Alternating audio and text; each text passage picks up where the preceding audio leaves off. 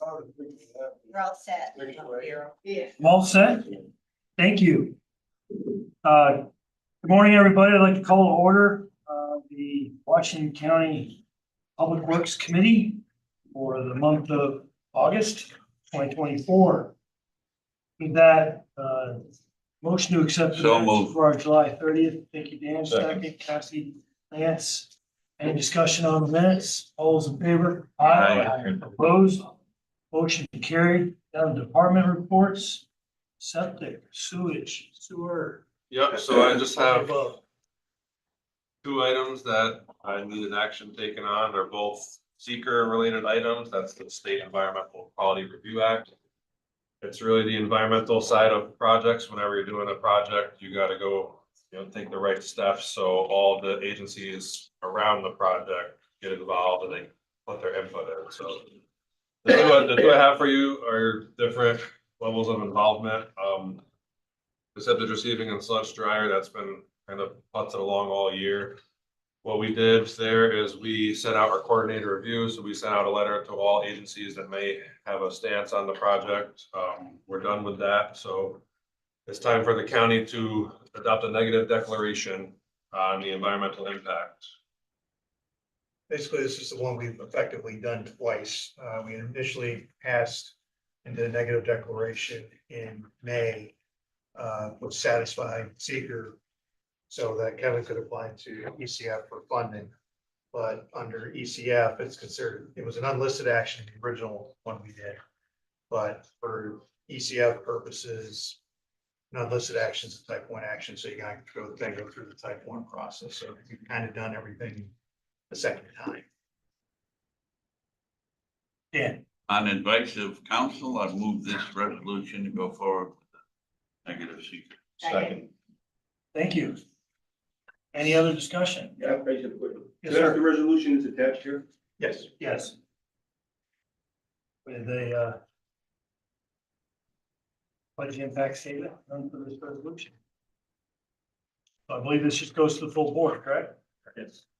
Got to vote on it. Motion, we have a second. All those in favor? Aye. Opposed?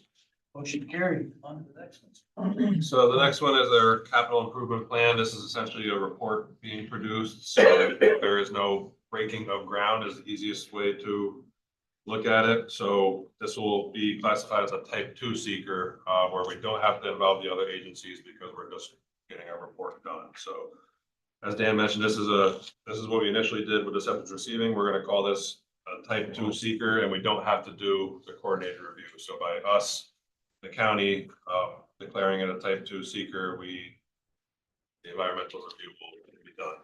So there'll just be a resolution that the county adopts it as a type 2, and no further environmental review will be required. Motion full board. Thank you. Well, we got all that one. Okay, we'll go Tim down the bottom. Lance, Cassie.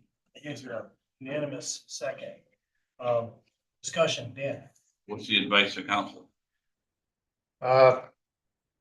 Vice council is to. Well, I think that's formal. I think you should do that. I mean, I knew it was, but I wanted to verbalize. Of course, as I've always said, you have the right to reject or accept advice as you see fit. Right. But I wanted to hear your advice. Thank you for that. Any other discussion? All those in favor? Aye. Opposed? Motion carried. Is there anything else, sir, that you have? That's all I have for today. Just to give a heads up, and I'm still waiting for you and Larry to get back to me on you wanted to redo the bonding resolution for the septic. That we already passed. I think I sent it to you and Larry to review. I'll talk to you later, because I don't know that we need to redo the bond. Okay. In that case, it's fine. I will say the unfortunate news with the septic receiving is the scoring came out last week, the initial scoring from the EFC, and it did not score well for grant opportunities. So it's very likely this maybe have to be revisited next year and applied again, because it's just a very expensive project to do without funding help. And I don't believe there's appetite to attempt to do it without some, No, I can't Grant. recommend that. we'll have it at the ready. Yeah, everything we're doing now will be good for if we are in the same position next year. We won't have to do it again. Excellent. May have anybody want to tackle this gentleman before he escapes? I just have a question. Yes, sir, Sam. So what was it on the rating that brought us down? Do you have any specific things that? This is solids handling is the genre it's classified in, and they just don't score well because most of the scoring is based on water quality impact. Gotcha. But what we're doing is helping our solids problem. You know, we'll save money, we can bring in revenue, but the environmental facilities court more looks at how are you impacting the receiving streams, Got it. rivers, creeks, you know. Thank you. A lot of the WQIP work that's going on, it's the stuff where they're putting a lot of their eggs in that basket right now, that the water quality programs are scoring extremely higher for obvious reasons. Sure. I just But- didn't know if there's something we can do to help with the scoring aspect of it from our perspective. That was all. All right, now, I mean, it is a growing concern. It's not just us, it's every municipality is having trouble with their solids and the state level knows. So hopefully by this time next year, they'll have particular grants or funding for this stuff, you know. So it's not in a pool with all of the water quality projects that just score higher than that. Thank you. Any other questions? Thank you, sir. Appreciate it, all the hard work. Any other business or Public Works maybe? Hearing none, we're adjourned.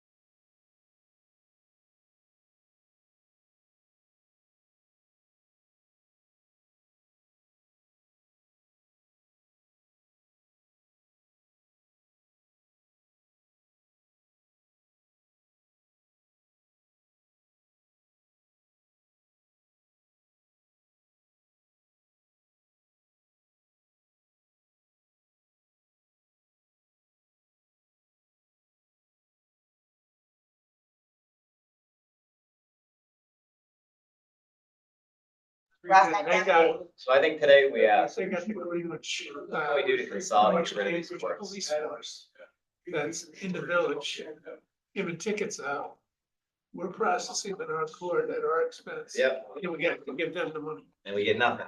Yeah, it's wrong. Okay, we're gonna call the public safety meeting to order. First thing up is to accept the minutes from July 30th, moved by Daryl, seconded by Dana. Any further discussion? All in favor, say aye. Aye. Opposed? Carried.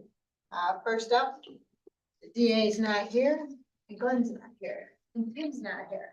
Man, where is my people?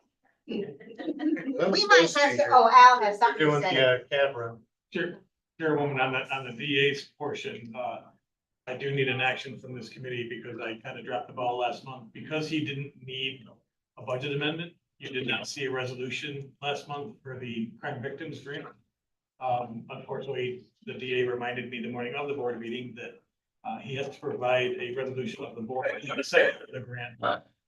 And that had fallen off my radar. So even though he doesn't need a budget amendment, he does need a resolution of the board to accept the grant that he needs to file with his grant application. So I'll need a resolution of this committee to send a resolution to accept the crime victims grant for 2024-25. Moved by Jim, seconded by Scott. Any further discussion? My apologies. All in favor, say aye. Aye. Opposed? Carried. Yeah, just, that's it. So, did everybody have fun at the fair? It was amazing. Yes, it was amazing. Go ahead, Scott. Did you have a comment? I believe you should have gone into it with the handicap. With a handicap? Whatever that means. Do you not milk every day? I was in the same lineup as Dave. That wasn't handicap enough. It's the first time. It was a struggle because I didn't want to get, totally embarrassed, but I wanted to make sure I didn't put too much in there and I'd have to listen to Dave whine all year because I beat him and I knew how to milk cows, so. But he did get buried by my 12-year-old granddaughter, so. So did you win the milking contest? No, my 12-year-old granddaughter did. No kidding, really? She buried him. We gotta find that. We ever, the box office, we should have got that. Yes, they had the stool because Lisa was lucky enough to be Ava's partner. Oh, I'm good. like, do you So have we got it anything in back. your cup? And she like burned it, but Ava had it. Yeah. So Welcome aboard, Glenn. Didn't think it could be that fast. we would have won that, but I didn't want to knock down 12-year-old headed to that college. She knew. Bad optic. Why, she didn't have a problem shoving me. Good morning. A couple of add-ons that we got during last week after the agenda came out. The first is a travel request. The deputy director to go to the New York State Threat Assessment Summit, which is in Albany. It's not in our travel plan, so bringing that forward. Motion. By Daryl, seconded by Nate. Scott, That's all grant funded. any further discussion, questions? All in favor, say aye. Aye. Opposed?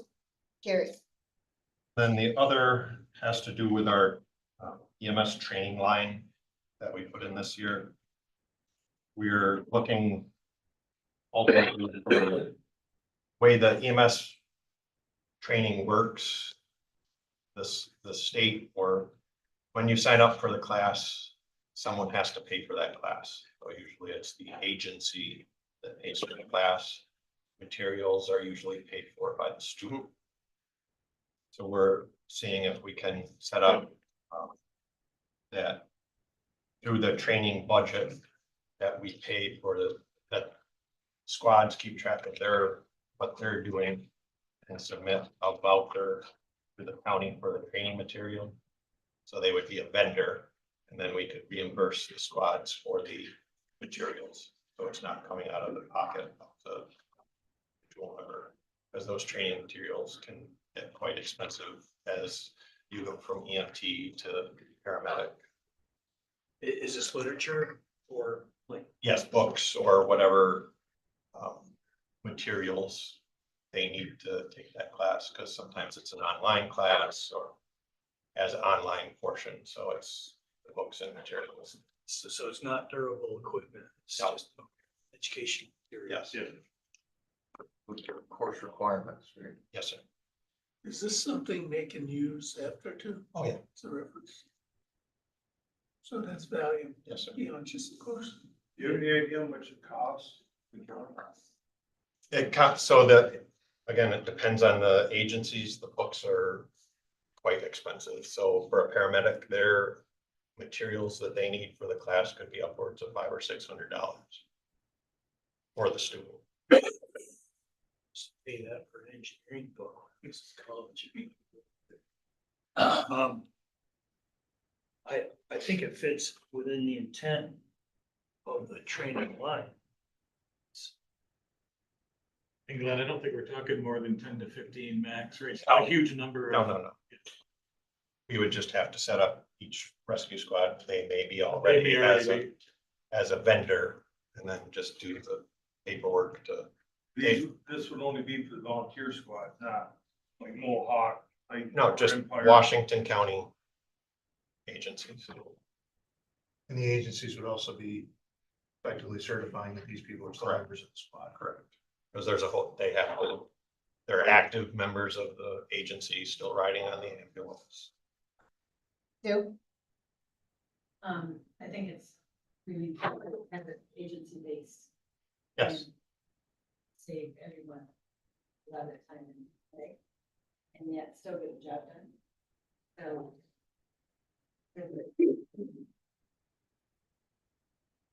Does this need to go to finance or?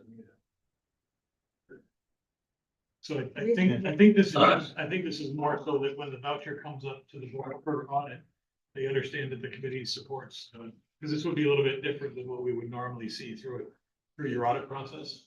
So I think really getting the committee approval will help Debbie and her staff in the pre-audit process understand that this has been approved and as an allowable use of the county funds. I think it meets the intent. I'll make the motion. I'll second. Moved by Daryl, second by Dana. Any further discussion or questions? All in favor, say aye. Aye. Aye. Opposed? Carried. Thank you. And Glenn, thank you and Tim for your forward thinking on this. Yes, sir. Thank you. Yes. Just as long as when they're working on me, they don't. You become one of the illustrations. No, funny little stuff.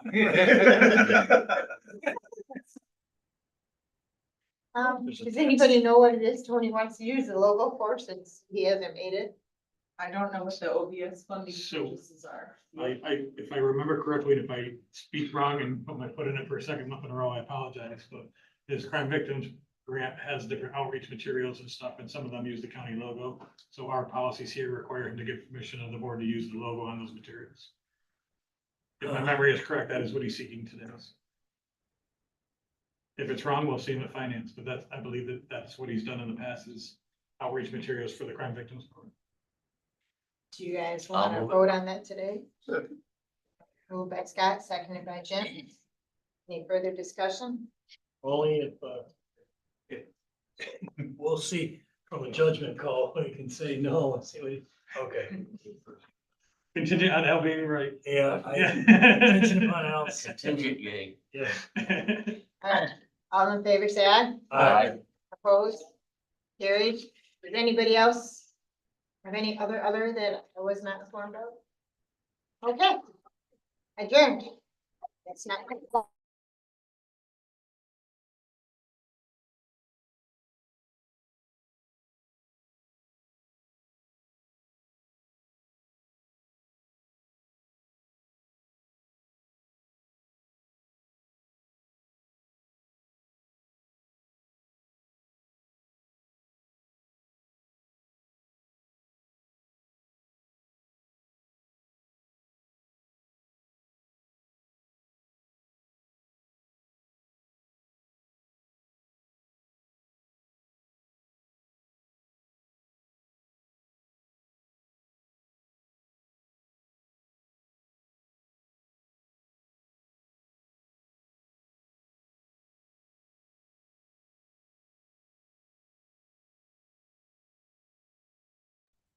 Okay. I'd like to call to order the IT committee for the month of August. Now, our first order of business is to accept the minutes of July 23rd. Second. We've got, James had his hand up first, and That's the second. who had their second? Cassie. Cassie had her hand up for second. Okay, let's move right into our first order of business. Gotta approve it.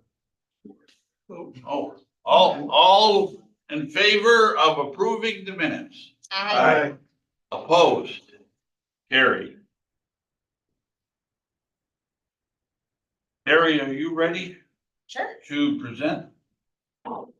Now, the cybersecurity report is here in your packet, and for the sake of expediency, do you want to go through this page by page, or do you have the information and we can move forward with other matters? Okay. So, is that all right with everyone? Is that all right with you, Terry? Anything significant that you wanted to point out? I don't think so. They're the typical reports, unless anybody has any questions. I asked her if she would allow me to do that yesterday, because I'm not catching her by surprise. So with that being said, what else would you like to discuss? I do have some other business. We have, for the purchasing policy, we need to move forward, is it I think we need a resolution to, purchase one of our cybersecurity software. It's in the budget, but it is a Sourcewell purchase, so it's on best value contract and it's over $50,000. So it's $53,132.30. for the actual purchase, and then we do have 3 quotes altogether. So we just like to move that forward so we can make that purchase.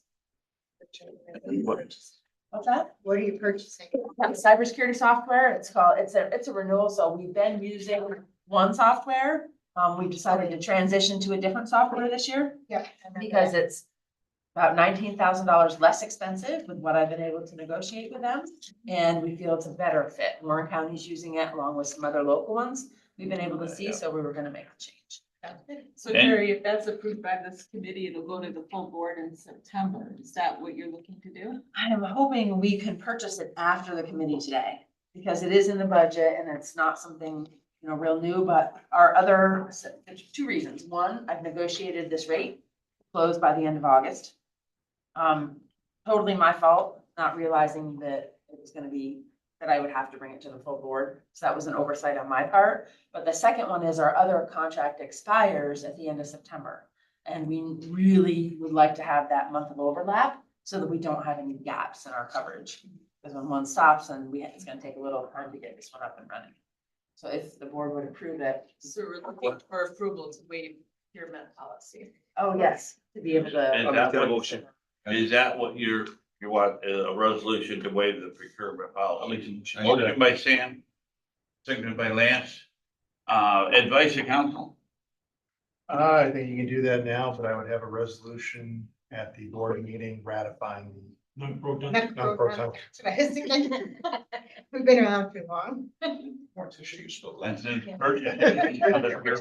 Are you comfortable with that? As long as the committee, yes. Mhm. Okay. Any further discussion? And So- then the renewal, is that a 1-year contract or a 3-year contract? This is the one we were talking about, looking at how that works. Financially, was there a cybersecurity, Al, that was looking at, because they all come in as 3 years and then Brooke does 3 years? We have a lot of things like that. I think we might have been talking about like firewalls and stuff like that. We I have, think. several. There's a bunch of them. Multi-year programs Yeah, at this point. I do prefer, like, if I could purchase, this one is not, this is a year-to-year renewal. That's what I was wondering. It's a subscription based, but I do prefer to do 3-year contracts if possible with things because we can get a much better rate. Most of the time you can, if you know for sure you're gonna have it, then there's no reason, in my opinion, not to have a contract based on if it's a hardware. For example, firewall, I'd like to have the contract be a 5-year on the firewall because we're gonna have it and it's gonna be much cheaper to do it that way. In the IT world, most of the time you buy 2, you get 1 free. You buy 4, or you buy 3, you get 2 free sometimes if you do 5 years. So it just makes financial sense. Was it previously a 3-year, 1 year, or was it previously? 1 year. Yeah. Yeah, this particular one, we just do yearly renewals. I don't offer these. Thank you. Anything else you'd like to bring before the, We gotta vote, yeah. Gotta vote. what are we? Saying it's okay for Terry to get it. You're still sending a resolution Waive to the the- floor. Oh, we haven't voted on Policy. that? Oh, I apologize. I thought that's right. You had another question. Man, I've got to You pick got up a gear here. You got a team. You got a team. All in favor of this resolution, say aye. Aye. Opposed? Carried. Thank you. That's That's all it. I have. Yeah. Well, thank you for coming here today and presenting us with all this information. Thank you. When is our next meeting? Do I You all leave? have a great day. Government officer, you're staying in, shaking my hand. Okay, I'm here. We adjourned and Go adjourn. Thank you. IT adjourned.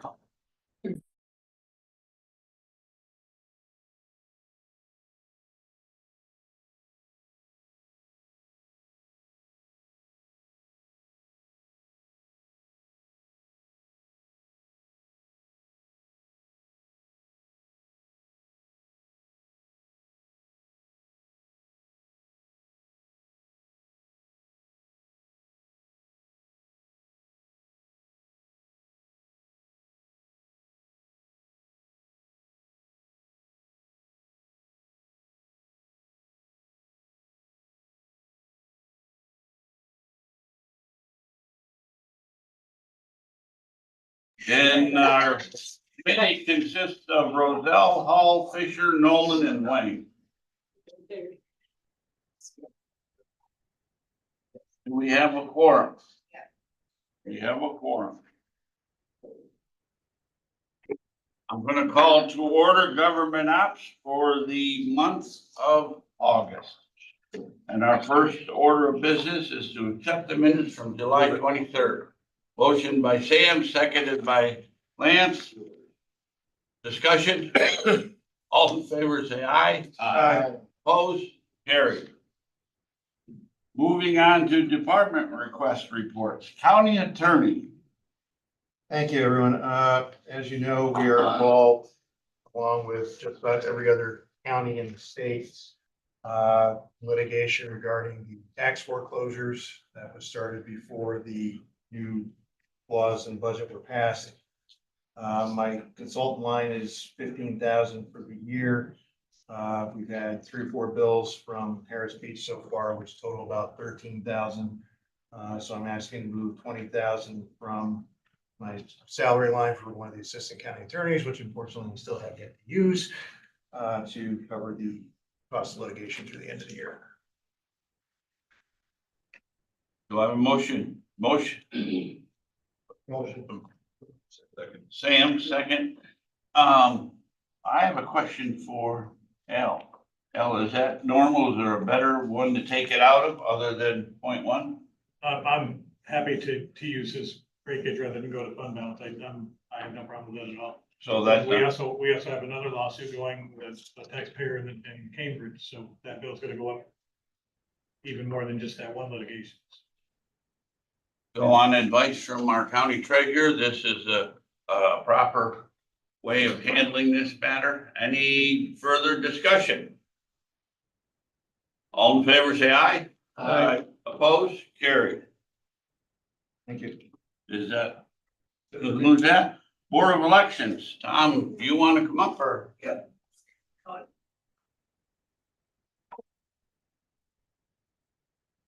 I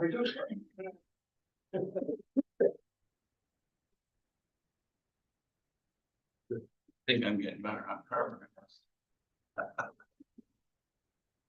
Morning, Tom. Good morning.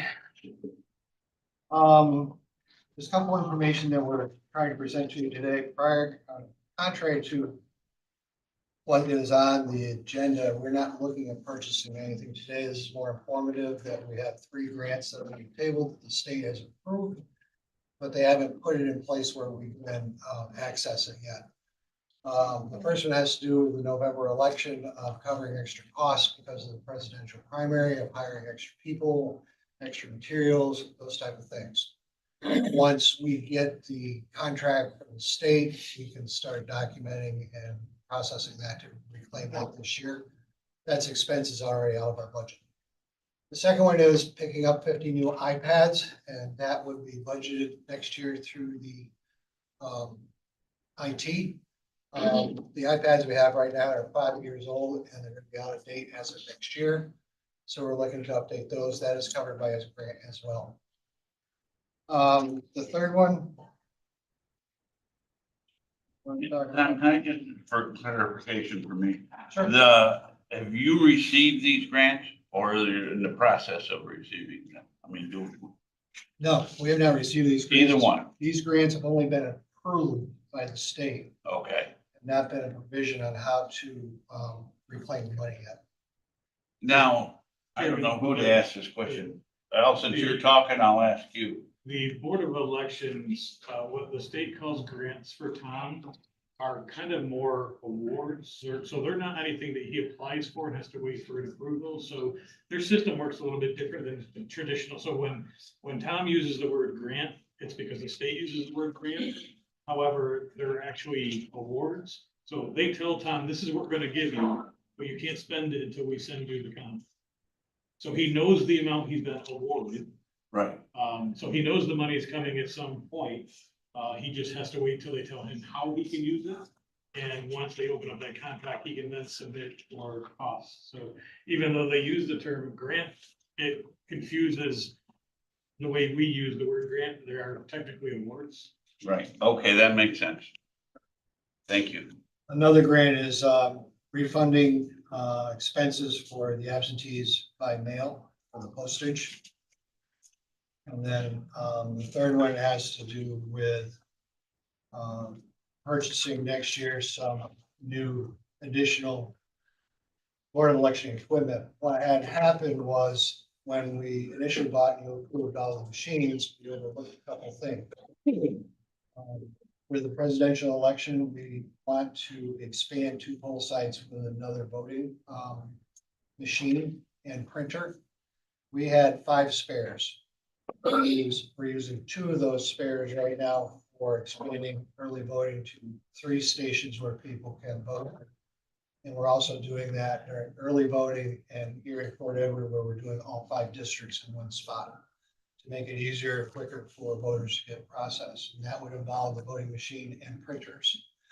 The other one we got caught on is that we overlooked the fact that prior to early voting, we have to have what's called a BMD machine in our office for anybody that wants to come in and use the handicap side. And we didn't account for having a machine to be able to do that. So we put that in place and we have no backup for it whatsoever. So what we're looking at next year is using these machines as I just described and getting back to having 5 backup machines for voting for the general election and early voting, and 1 backup for the BMD, which we don't have now. It just is smart to have something, if something breaks, to have something to replace. Okay, so that's 5 voting, that's the voting systems? Okay, I think you just indicated 6, so where does 6 one come from? You said you're No, gonna have it's, 5, and then you're gonna have another one for. We have the 2 voting machines, one that's gonna go to Fort Edward here. Yep. And for early voting. Yep. Okay, 2 printers. Okay. And 1 backup for the BMD. Okay. I was just, I thought it came to 6. Yeah, I did too. I was gonna ask the same question. Yeah, you know how I can run on, so, That's okay. okay? Yes, I do. And we're trying to save some money on those, like with the iPads. We're just we can still use the same boxes we had before instead of buying them at a cost of $5,000. We're just getting the foam inside that has changed. So we're trying to save some money there on the quotes. I have some quotes. Any other questions on Yeah, that? question. On it. What happens to the old iPods? Oh, have to ask Terry. That would be, come under IT. on That how goes to in there. dispose of them. Yep. Yep. Any questions on that? Any other questions for Tom on this matter? We have another one. I need to discuss. Yeah, I see you have more papers yet in the movers this side. Yes, Kathy. This is just potential information you're giving us. Yes. Yes, we're not asking for approval. We're not asking- Yeah, so one of the things in the past, when we had done grants, and I think Al will tell you that, is we didn't keep them well informed on what we were doing. So this is information so you know that it's coming and not get a surprise later. Okay. And we're always open if you have a question, give us a call, tell us, tell you what the process is, where we're at. Okay. The other thing is that, with the 4 of us in the office, we're having coverage problems.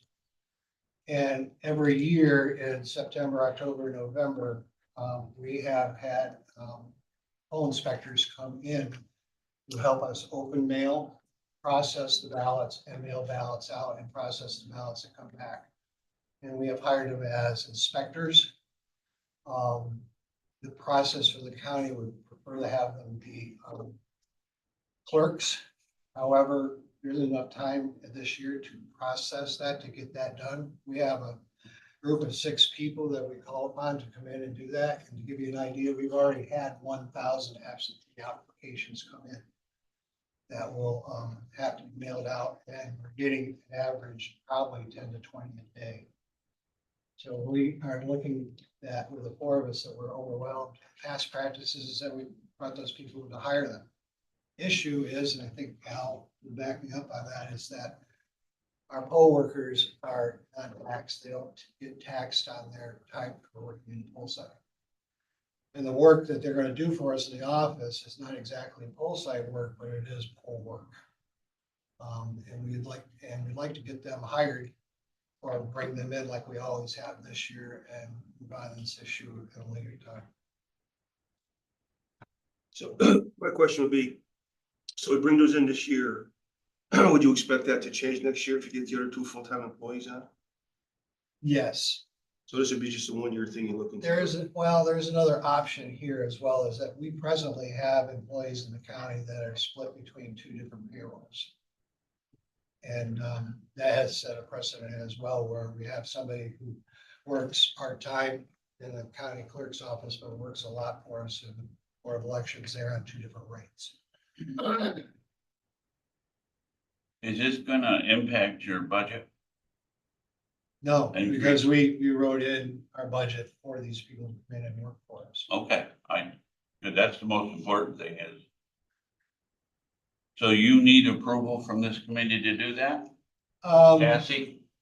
I was just kind of clarification, so you're asking for us to bring in clerk title, you're asking for the people, the pool people you use to be given positions as clerk, so they can work, their payroll done correctly for this time. Now, and looking to have the inspectors come in and work on the inspector rate, just like they have in the past.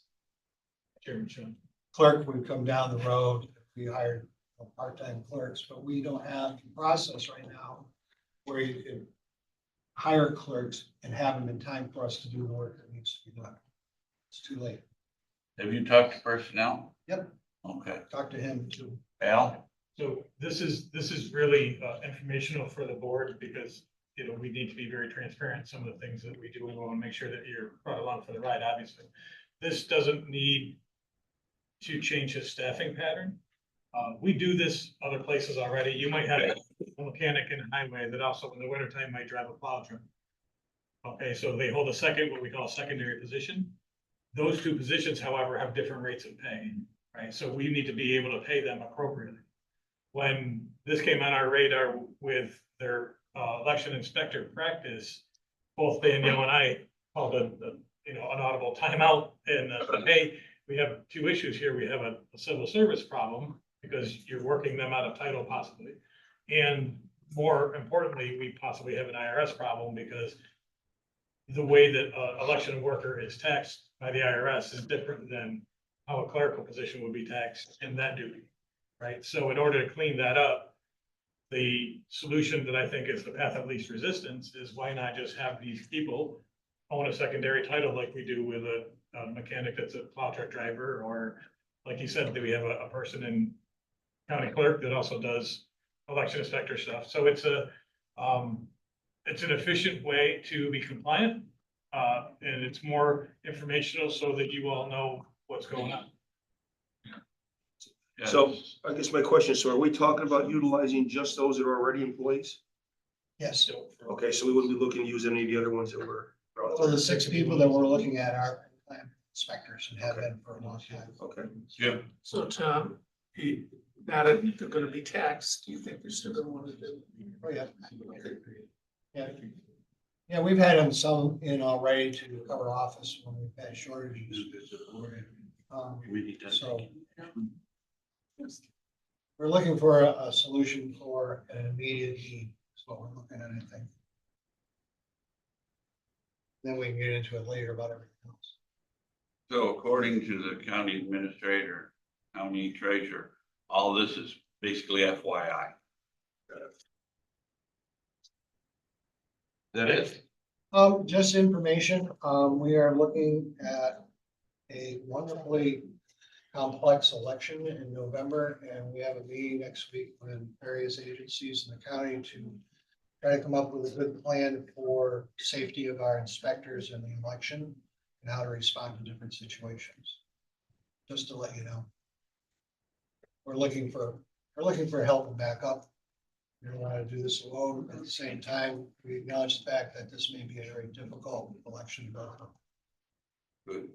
Okay, any questions? Wow. I have.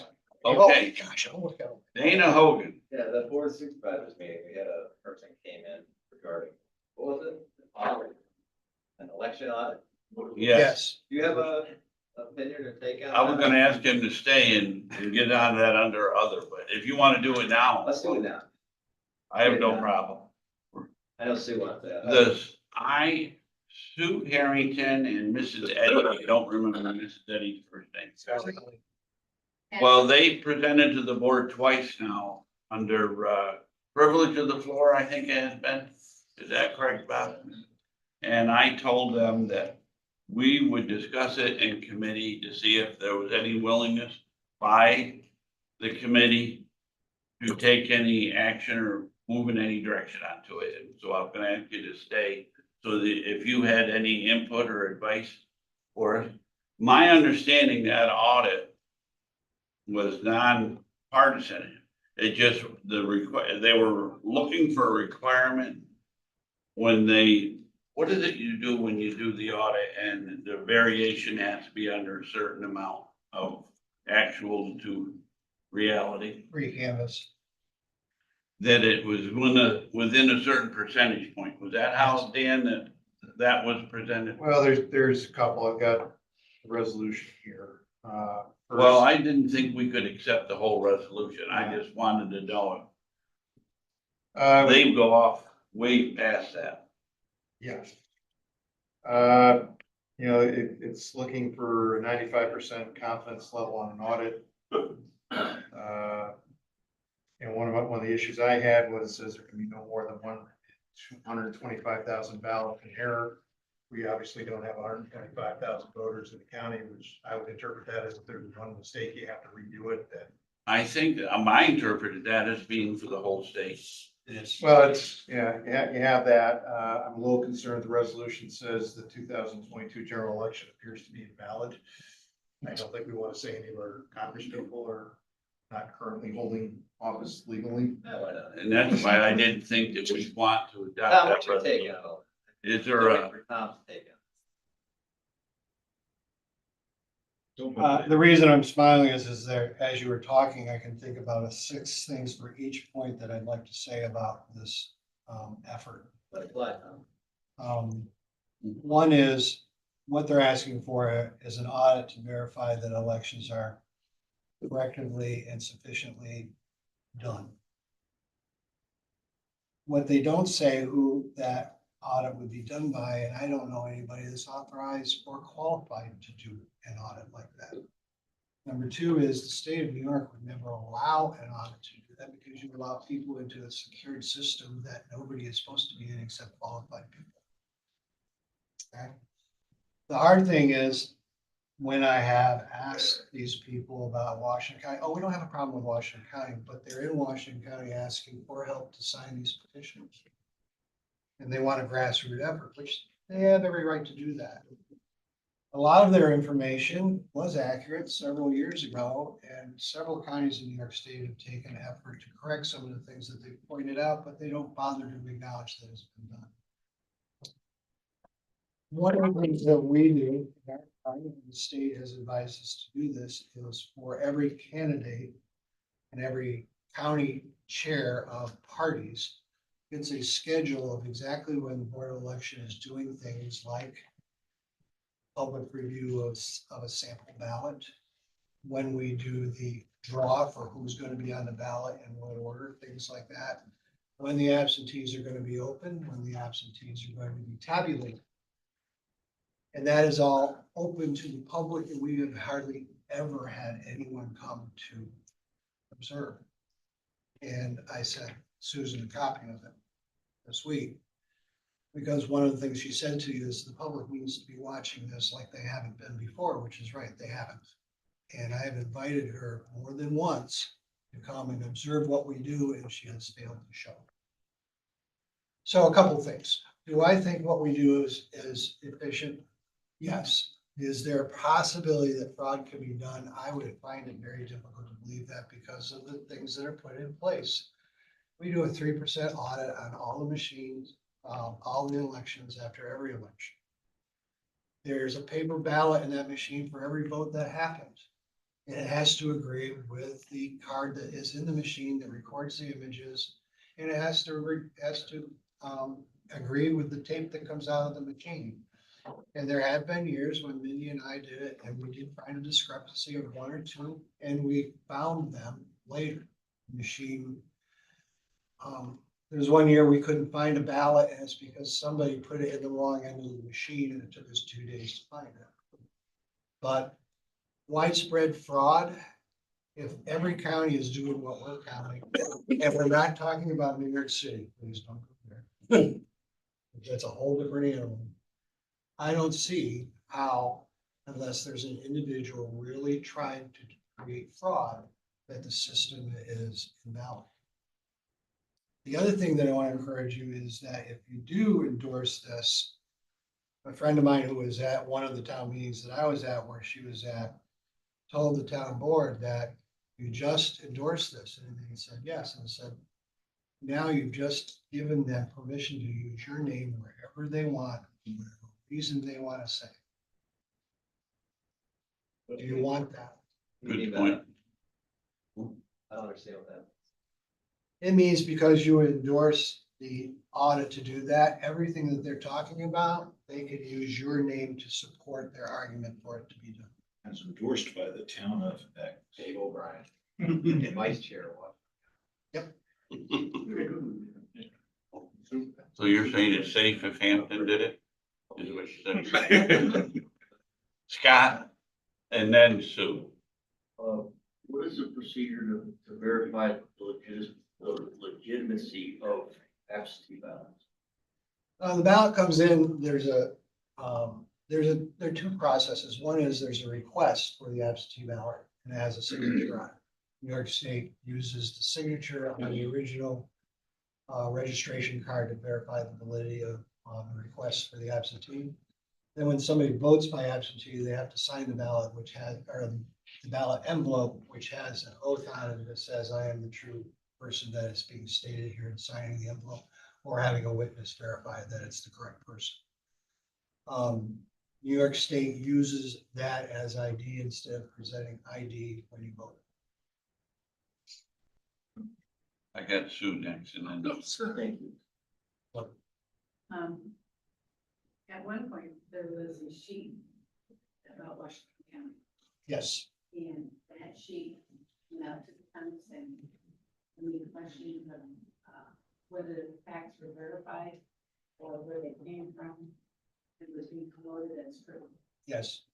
And it was one of the examples on there were fraudulent voting in the 70s, people living in nursing homes that actually voted and their vote shouldn't have counted. My question to them was, often senior citizens who had voted all their life, and it could be any of us in this room, have to give up their homes to get care to go into a nursing home. Their legal residence becomes the nursing home. And that is the way we age. And our right to vote can continue for as long as we're able to want to vote. Right. So she really, at the town board meeting, kind of questioned that and then said, well, that's kind of true. So, and you can go down through every single point as brought forward as fact and ask them to verify it, and then you get into a different conversation. Yeah. I'll give you two examples off the sheet. One is, can dead people vote now? Yes, they can. I can tell you exactly how. The first day of early voting, Sam comes in and he votes. 2 days later, he dies. I have no way of knowing which way to happen. There you go. I will. Frank, I appreciate that. No, Tom, yeah. We're a good friend. Sam, don't vote early. No. Well, at least you counted, Sam. Exactly. Kim, do you have a question? I do. Back to absentee ballots. Yes. When they're open, is it one individual or do you have to Have to have two. I'll be right here. They are open. The envelope goes here, the ballot goes here. They go to separate locations in a secured room. And they're not gone through again until the day before early voting, and those ballots are all processed through a machine and computer. Then they're collected again during absentee ballot or absentee voting week. And on the last day, they are again taken and tabulated through the machine. And they also are Shuffle, thank you, that's the word. Yep. The what was the other thing? Go ahead. Can't remember anything. What was it? Because Sue reminded me of something else. There was something. Oh, yes. New York State has made a process now so that if you live in Warren County and move to Washington County, your information now follows you, okay? And one of the things that she said that there are people that have duplicate accounts in 2 counties, so they can go to 2 places. Well, the thing is that we have a whole lot of things in Washington County to catch when somebody moves, because we can see where they were before and bring their information over, okay? Until we do that, if it was Warren County can't delete it until we transfer the information. And that takes a day or 2. So depending on when you did your report, you might catch they had duplicate counties. It's just trying to catch up. Okay. The other thing, another one was they criticized that there were so many people that didn't have current birth dates in their account. That's because it's our parents from the 60s who didn't have to put a birth date in the system way back when, and it still allows that because they've never updated. So they're criticizing us for not having correct information on voter. They were all born in 1901 because back then that's what they put in. Scott? You said there was 2 different ways that deaf people vote. What's the second one? Are you? So we got Sam taking out one. The other act? The other was the absentee ballot, we got people in nursing homes and they mailed it in the 15th of October. We've got it and they've passed away. We check obituaries every day. It used to be. We check obituaries every day and the envelopes weren't open. Okay. And when we could catch that they had passed away, they hadn't opened, we took them out. But the state changed that law. That the ballots are now open earlier to help the process of an election day being able to have everything in election. So. Sam? Yeah, my question was similar to Scott's. So now with the fact that a lot of people aren't using the obituary columns anymore. Yep. Is there any secondary method that you have to be able to identify that they passed on? We do contact funeral homes in the area on occasion to see what their lists are. We depend on people to tell us, and that's the biggest thing. Our information is only updated when the voter can tell us. Yeah, that's an issue because more and more, and I understand what the posts are. Yep. A lot of people even put obituaries in now because of the fact that it's not hard copy, it's electronic, and they don't. But we noticed the Chronicle is starting to put them in there, so we're starting to follow the Chronicle, and they got them in. I didn't know if there was interagency that could notify you. Well, we also have voters and poll workers who know their communities really well. And there's a form in the packet on election day that if you know somebody's passed away, you can sign off and they'll tell us who it is. When we get it back, we research usually funeral homes because there was no obituary anymore to see, find an obituary on it. Yes, you're right. They're trying to keep the information as up to date as possible. Yep. Any other questions, Tom, or for Tom? Brian? So on that same note, though, Sam, all our town clerks do death certificates. I mean, it would be easy to. Well, they don't do all of them. They They do the ones within their towns, yes. So if they reach down each town, there's probably a way to cross. Well, that's what I was I don't know thinking. what's legal either. No, I don't either. Well, we have other agencies that, Yeah. they get reported of the death. We get the list from Glens Falls Hospital. In fact, I found out how a friend had died because of that. I didn't know because there was no obituary. Guy fixed my furnace. I didn't gotta have find somebody else. Okay. Back on the death certificates, I think isn't it just the ones that die in their town? Correct. If they die in another town or outside the state, you wouldn't have that record. Correct. And now that you mention that, I didn't realize that. So that's a resource that we can start using by contacting towns. If you have somebody, let us know. Yeah. We're getting a little sidetracked here. We want to basically discuss that resolution that was Dana. Tom, the way you just explained it, if somebody votes during absentee ballot or early voting, they died prior to election day, that vote shouldn't count. It didn't used to. It does now, though.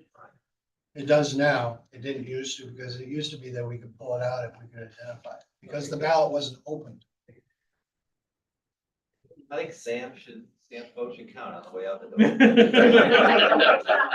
Okay, everybody. That works. Listen, from the looks on everybody's face, there doesn't seem to be any interest in moving forward this, No interest. No. resolution, so since I'm the one that told her I would bring it to committee to be discussed, can I say to her, it was thoroughly discussed and no action felt necessary? Yes. Or would you want me to state that differently? If not, then that's what I'm gonna tell her, but I felt it was important after the two presentations she made, that I wanted her to know we listened to her and that we looked into it.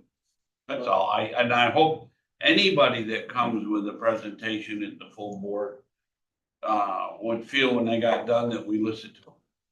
Can I make one final comment on that? Sure. The information that she's using is coming from an independent organization that audited and asked for FOIL information from the state. Okay? As far as we know, they've never gone to the state and observed anything or got it firsthand, and they certainly haven't come to the Washington County Board of Elections to ask if the information is correct. That's my rub. I'd be happy to help her research any of those questions that she has to put her mind at ease, but they don't come and ask us. It's like asking, it's like making a comment about a book and have never read the book. That's really my evaluation, Dana, is that they don't confirm their information as being correct. Thanks, Tom. Appreciate it. Dan, I appreciate you bringing the subject matter expert in, he's testifying. So I appreciate it. Well, and you know, I also think Tom wanted to get some of this off his chest, and I think we're good all around, all around. Don't want him bottling it. Do you have anything else, Tom, that you, I'm, not on this subject, on any other subject? no, Okay. I'm good. Okay, thank And you. I really appreciate Sam. Okay, so if you were done, then we're gonna move on to county clerk. Thank you all. Thanks. Thank you. County clerk. Thanks.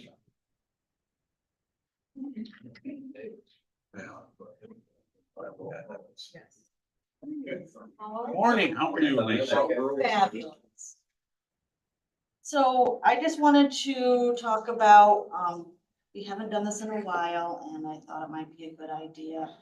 For the 2025, I'd like to look into updating the county directories that we all knew and loved from many, many years ago. I brought some samples here if you guys wanted to familiarize yourselves with them.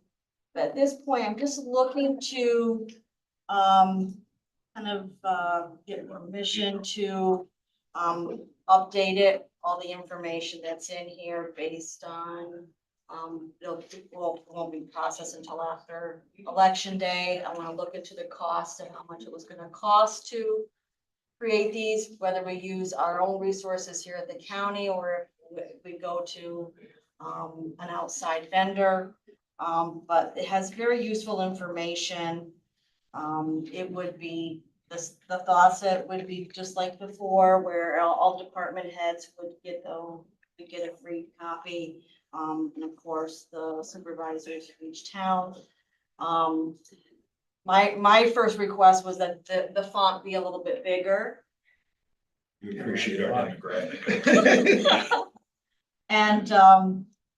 And just to update it, said it hasn't been done since the last one was 2018.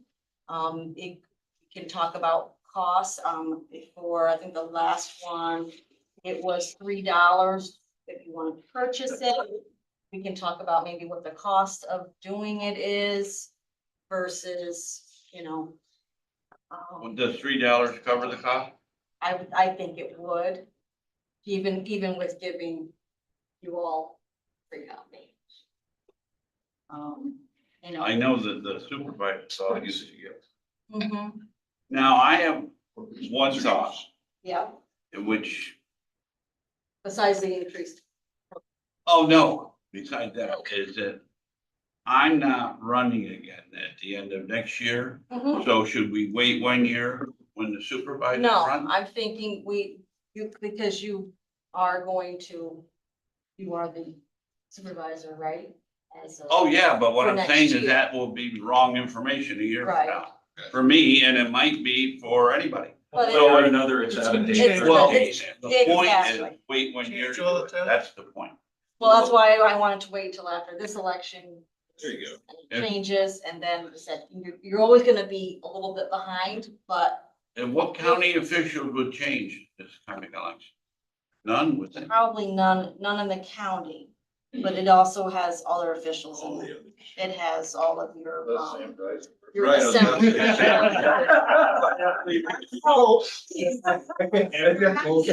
That's not nice. Up in an online, Yeah, we can do that too. I mean, that makes sense. That makes sense too, because some people like to have that in their You'll hands, get but that yeah, in there anyway. absolutely. That's actually easier if you do it online. It was just a thought. Chair Dan, Shaw, just put your name here in there. Chair, I just said a suggestion. Well, Doing an online version. Yeah. That would take care of That's your easy. problem. I have no problem with anything. I just threw that idea out. And whatever, you guys have already stopped it to the ground, so let's move on. What other- You wanna move ahead with this or not? Absolutely. Now, do you have the money in your budget? Because we have $1,000 in our printing budget. That's why I kind of figured out like, what was this So the printing money's in the money budget, for? But, so she just needs approval from the committee, correct? correct. What does the lawyer You say? had your, But our treasurer had his hand up. so I oh, don't know if he before still has the another- legal advice? Well, I just had one quick question. It was similar to Supervisor Nolan's stuff. With the world that we live in today, Yeah. a lot of people have gotten away from paper, and we used to be told that we couldn't have more than one of those because it was cost prohibitive. You can get thumb drives now really, really cheap, Mhm. and it might be interesting to get thumb drives with the county logo on them and have that directory as a thumb drive, where when you updated the directory, a supervisor could bring their thumb drive back in, you could just update the thumb drive with the new directory and kind of live in that digital world that, Yeah. What's a thumb drive cost? maybe if you buy them in bulk, you might get them for 75, 80 cents a piece. And then the cost, people like Imprint can put the county logos on them rather cheaply, and there's a digital world that we all kind of get used to, and those who choose to print it can print it, those who choose to have it electronically can have it electronic. Is there a cost to get them loaded? We would do that internally, there's no Yeah. cost, staff time. Well, there you know that cost.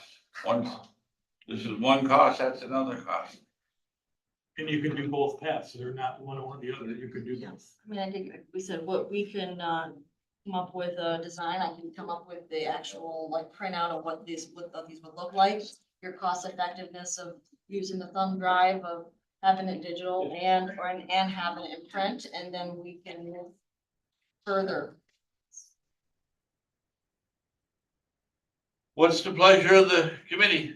Or wait, we have legal advice. Didn't you have your hand up on? No? I I was trying to get your attention to that one. Oh, is that what it was? I mean, it has to be approved because it has the county logo on it, so that's regardless, so. Sam Hall, I'll make a motion to move forward with it. Second. second by Lance. Any further discussion? Bob Hinkie. I think maybe instead of county logo, my picture. I second that. I want Sam's picture. That's okay. We're good. Right. And you can charge $5. All in favor, say aye. Aye. Opposed? I am opposed. Make note of that. You're always. You carried, it got carried. It's a proud But I think it's wasteful. I think you should wait another year. See, none of your press day right, you can't. Cassie, Shouldn't that make it the end of your name? Shouldn't that make it the end of your name? All right, are you done? that's all I have. Oh, then let's move on to the administrator on-call page, as in here on the Yeah, note. she's looking for on call. No, I'm just kidding. Nah. but I liked it. So on-call pay. It has come to my attention that there are exempt salary employees, so they're on the exempt salary schedule, that are assigned on-call. So meaning there might be weekends or a week at a time where those department heads are prohibited from leaving town, maybe going to a wedding, participating in beverages. They're on call, so they're expected to be able to respond to the county if need be. The employees that have come to my attention, there's 5 command staff over at the sheriff's office. And then we also do have public safety. We have our deputy director and our director of public safety that also have on call. They alternate weeks. The sheriff's office have on call 7 weeks out of the year for those 5 employees. So I guess the first thing I'm looking for is to see if the committee is on board with giving on call to exempt salary employees. On-call pay. On-call pay. It has happened before. In 2018, there was a resolution passed which gave on-call pay to our attorneys, public defender, DA's office, county attorney. But just to let you know, that on-call pay is funded by the state. There's state aid that does cover that. But the precedence has been set where the exempt employees have started to receive on-call pay. I did check with the labor attorney just to see if it was something that was mandated that we had to offer. He said it was not because they're exempt salary employees. But because we have already established on-call pay for some exempt salary employees, it seems like we should really give some thought into extending it to other employees that are scheduled for on-call. Bob is first, but I would like to make a comment before you do it. As chairman, I get to do this. And wherever this goes, I don't believe we should take action on it and let it go through the budget process. So it's budgeted in for next year, whatever it is, because otherwise we're gonna be adding to Brian's budget and making it harder for him. And we can discuss it here today, but I'd prefer that it goes through the budget process. That's my opinion. Now, Bob, let me pass it on to you. Okay. Having lived in that world for 32 years. And I would have to say that, with the state, I basically, once I became a supervisor, was essentially totally on call. They could call me at any time. I spent years, the only time you could really sit down and relax and have a beer was in an in-service class when they really couldn't call you. All lieutenants go out and get completely hammered on it every night in in-service class. It is very, and it just became a way of life after a while, but it's very restrictive. And I think that if we're requiring people to do it, on some, rotating basis, it certainly ought to be compensated. However, I think we ought to be very careful about defining what it is, defining the behavior of people on call.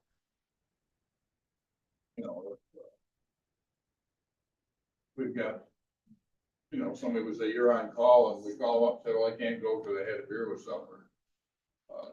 I'm not, we ought to be not only not paying them, but jacking them up for that. I think that there are, if we do it, and I think it's completely fair to compensate it. I think it's completely unfair not to. I felt very unfairly put upon for, a lot of years. But I think there also ought to be some pretty significant behavioral things, and we ought to jack people up if they violate them. And See him. Yeah, well, I'm still alive. I'd like to weigh in on it. I like Bob, who spent many years, obviously, in the military. You're there 24/7. You had your responsibilities, and I became director of veteran services for Washington County. And I was, for all practical purposes, in my position, I was on call 24/7, okay? Because I get calls to go to the hospital to meet with the dying veteran spouse, We're gonna be male or female to do applications at the last minute because an emergency came up. Never got on call for that. However, having said all of that, that was a different environment, different than it is working today. There's still family obligations, there's all other kind of things that come up, and I think that it's time we move ahead and we give the on-call pay to those that are exempt employees that have to put the extra time and effort out above and beyond. So I fully support this. Lance, did you? This is just being presented today in an exploratory way, or Well, I what's was the, looking for approval and I would move forward, but it does make sense to budget for it. If you'd like to put it in effect for next year. well, what I'm thinking is, I guess the discussion would make, I'd like to see it in the form of a policy. So I think at that point, I'd be better equipped to vote as far as where this can go and how we're gonna do it. But I think something like Bob's talking about, that here's the restrictions that someone would be under, and here's what we're gonna compensate. So, Yeah, I don't believe we have a policy regarding on-call pay. We do have it in the union contracts and, but I don't think there is a policy. So that would not be a bad idea at all. They can do that. Yeah, so they're either Mr. in Wilson. collective bargaining agreements or they're done by board resolution. We have two different versions of. And I would on-call. say as far as policies, I bet you that the departments have like DSS has employees on call. I bet they. well, I'm sure there's an probably have a example of policy. what right looks like. Yeah, but we can come up with one. So in terms of talking salaried exempt, which I be one, in another job. We're compensated a little bit differently. I'm on call at times during weekends. We're compensated with comp time. So it doesn't have to be a monetary value that's gotta be budgeted for. It can be, and the policy is the Friday following your weekend on-call time, you can take comp time, you can take that day off. So just a recommendation as we marinate on this, what is compensation? Compensation comes in different forms. So it could be time. Look at the total package. Thank you, Mr. Hahn. I have, two quick questions. One is, has there been a cost analysis? Do you know how much this is gonna cost? I gave some numbers to the sheriff in our conversation, and I was looking to mirror what's already in the CSEA contract. I think that would be a fair rate for his supervisors in his department as well as our public safety department. So using those rates, it would be about $15,000 for the sheriff's office for a year. And will this cover all departments and all salary employees? I think even though there's exempt salary employees that get called, I get notified quite often of everything that's going on, even if it's weekends, evenings, early mornings, right? But that, to me, I'm not on call. I'm just being notified things. The departments that are on call, it's actually keeping them from going away, doing things that they want to do in their life because they might have to respond to the county. So I don't think it would apply to everyone. I think right now we already cover a few departments with that 2018 resolution. So I think if we extend it to the sheriff's office, to his command staff, and to the two public safety directors and deputy director, I think that would be sufficient. Yeah. Is public health already covered?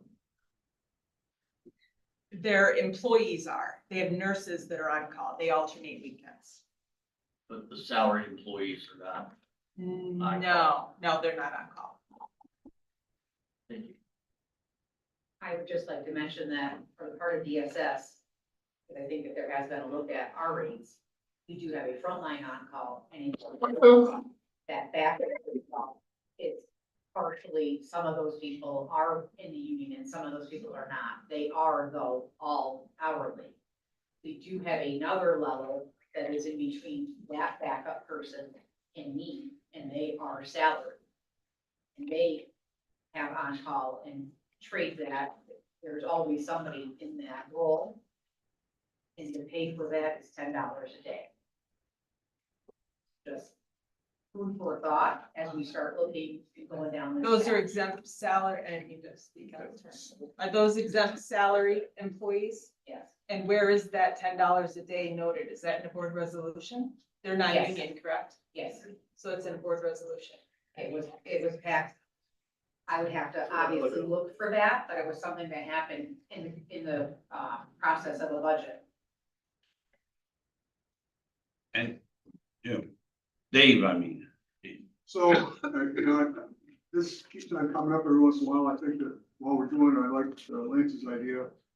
Let's do a policy. Let's make sure we not cover everyone, but check every department, see if there's there, so we don't miss them the first time around. But just put it all in one place and do it all at once instead of just piecemeal may come up. I actually agree with you, Dave, on this, that if we are gonna have start some system for on-call pay for exempt salary, then I think we have to treat the whole county the same way, any on-call. And I think you're gonna be talking a lot of money, and so you wanna be careful, this could be a slippery slope. So I think I can establish a policy with expectations, what your expectations are of someone that's on call. As far as having something encompass every employee in the county, you're not gonna get that because a lot of them are in the contracts. They all have different on-call rates of pay. But I think the expectations can be the same for everyone.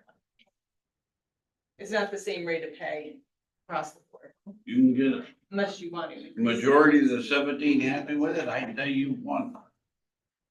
I'm sure if you're drafting the policy, I'm sure you'll have touch points with legal and all that anyway. And Absolutely. all that. I think Al has concern. Al, you have, So if it ties the same goal for the board, the union employees are all gonna be directed by their collective bargaining Right. agreements. For the non-union exempt salary employees, rather than create another policy to follow, I think you could actually just, one paragraph in the employee handbook would cover what you need done as well. That the employee handbook is really what governs the non-union employees.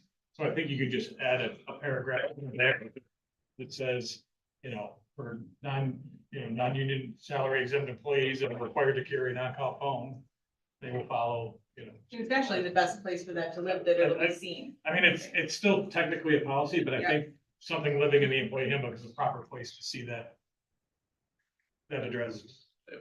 and this you will do with a cost analysis, but can you? Yes, we Because can. you just picked out, was it 6 or 7 people? Yes. And I think if you come up with this, you're gonna go higher than that. No, I don't think that carrying the on-call phone is very widespread. We'll see. I hope you can write it that way.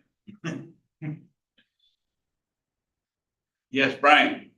Well, the whole on-call thing really took a whole new life when the public defenders got paid for on-call.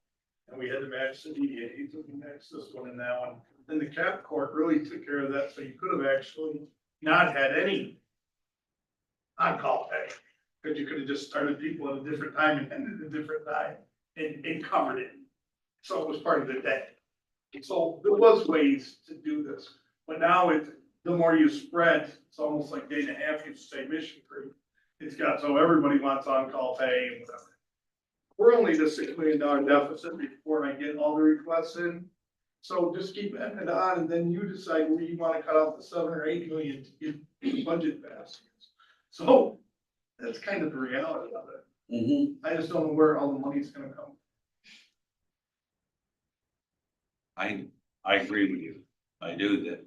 This, you're planting a seed that can grow, and I'm just afraid what it's gonna turn into when it takes root. And it's good, it's all money, what it is. Sam? Yeah, did the sheriff indicate hour-wise what they're talking, what he thinks he's talking, or did public safety, did they give any hours that they think they're talking? The sheriff gave me each of his employees are on call for about 7 weeks out of the year, which breaks down to about 35 weekdays and 14 weekend days. So I had suggested mirroring the CSEA contract, which is $55 a weekday, $85 on the weekend. And he said that turns out to be about $3,000 per employee. And DSS gets $10 a day. How's that? No, DSS, most of those are CSEA employees, so those would be the rates I just mentioned. The $10 a day is a different resolution I wasn't aware of, that we'll have to pull and to see where that came in and what year. Tammy? The DSS rates, the CSEA rates, are one and the same, DSS, because we have all of the frontline on-call for DSS is union, frontline workers, hourly. The backup to them is in part senior level workers as well as supervisors. The senior level workers are members of the union, the others are not. They have those rates. Then we have exempt employees who are their backup. And they get $10 a day. Right. And the rates that I'm looking to mirror are those of a supervisor that are in the CSCA contract. Because that's what these people are, these exempt salary people that I'm talking about, it's command staff and it's public utility director. So they are senior staff. Basically just another way of giving them rights.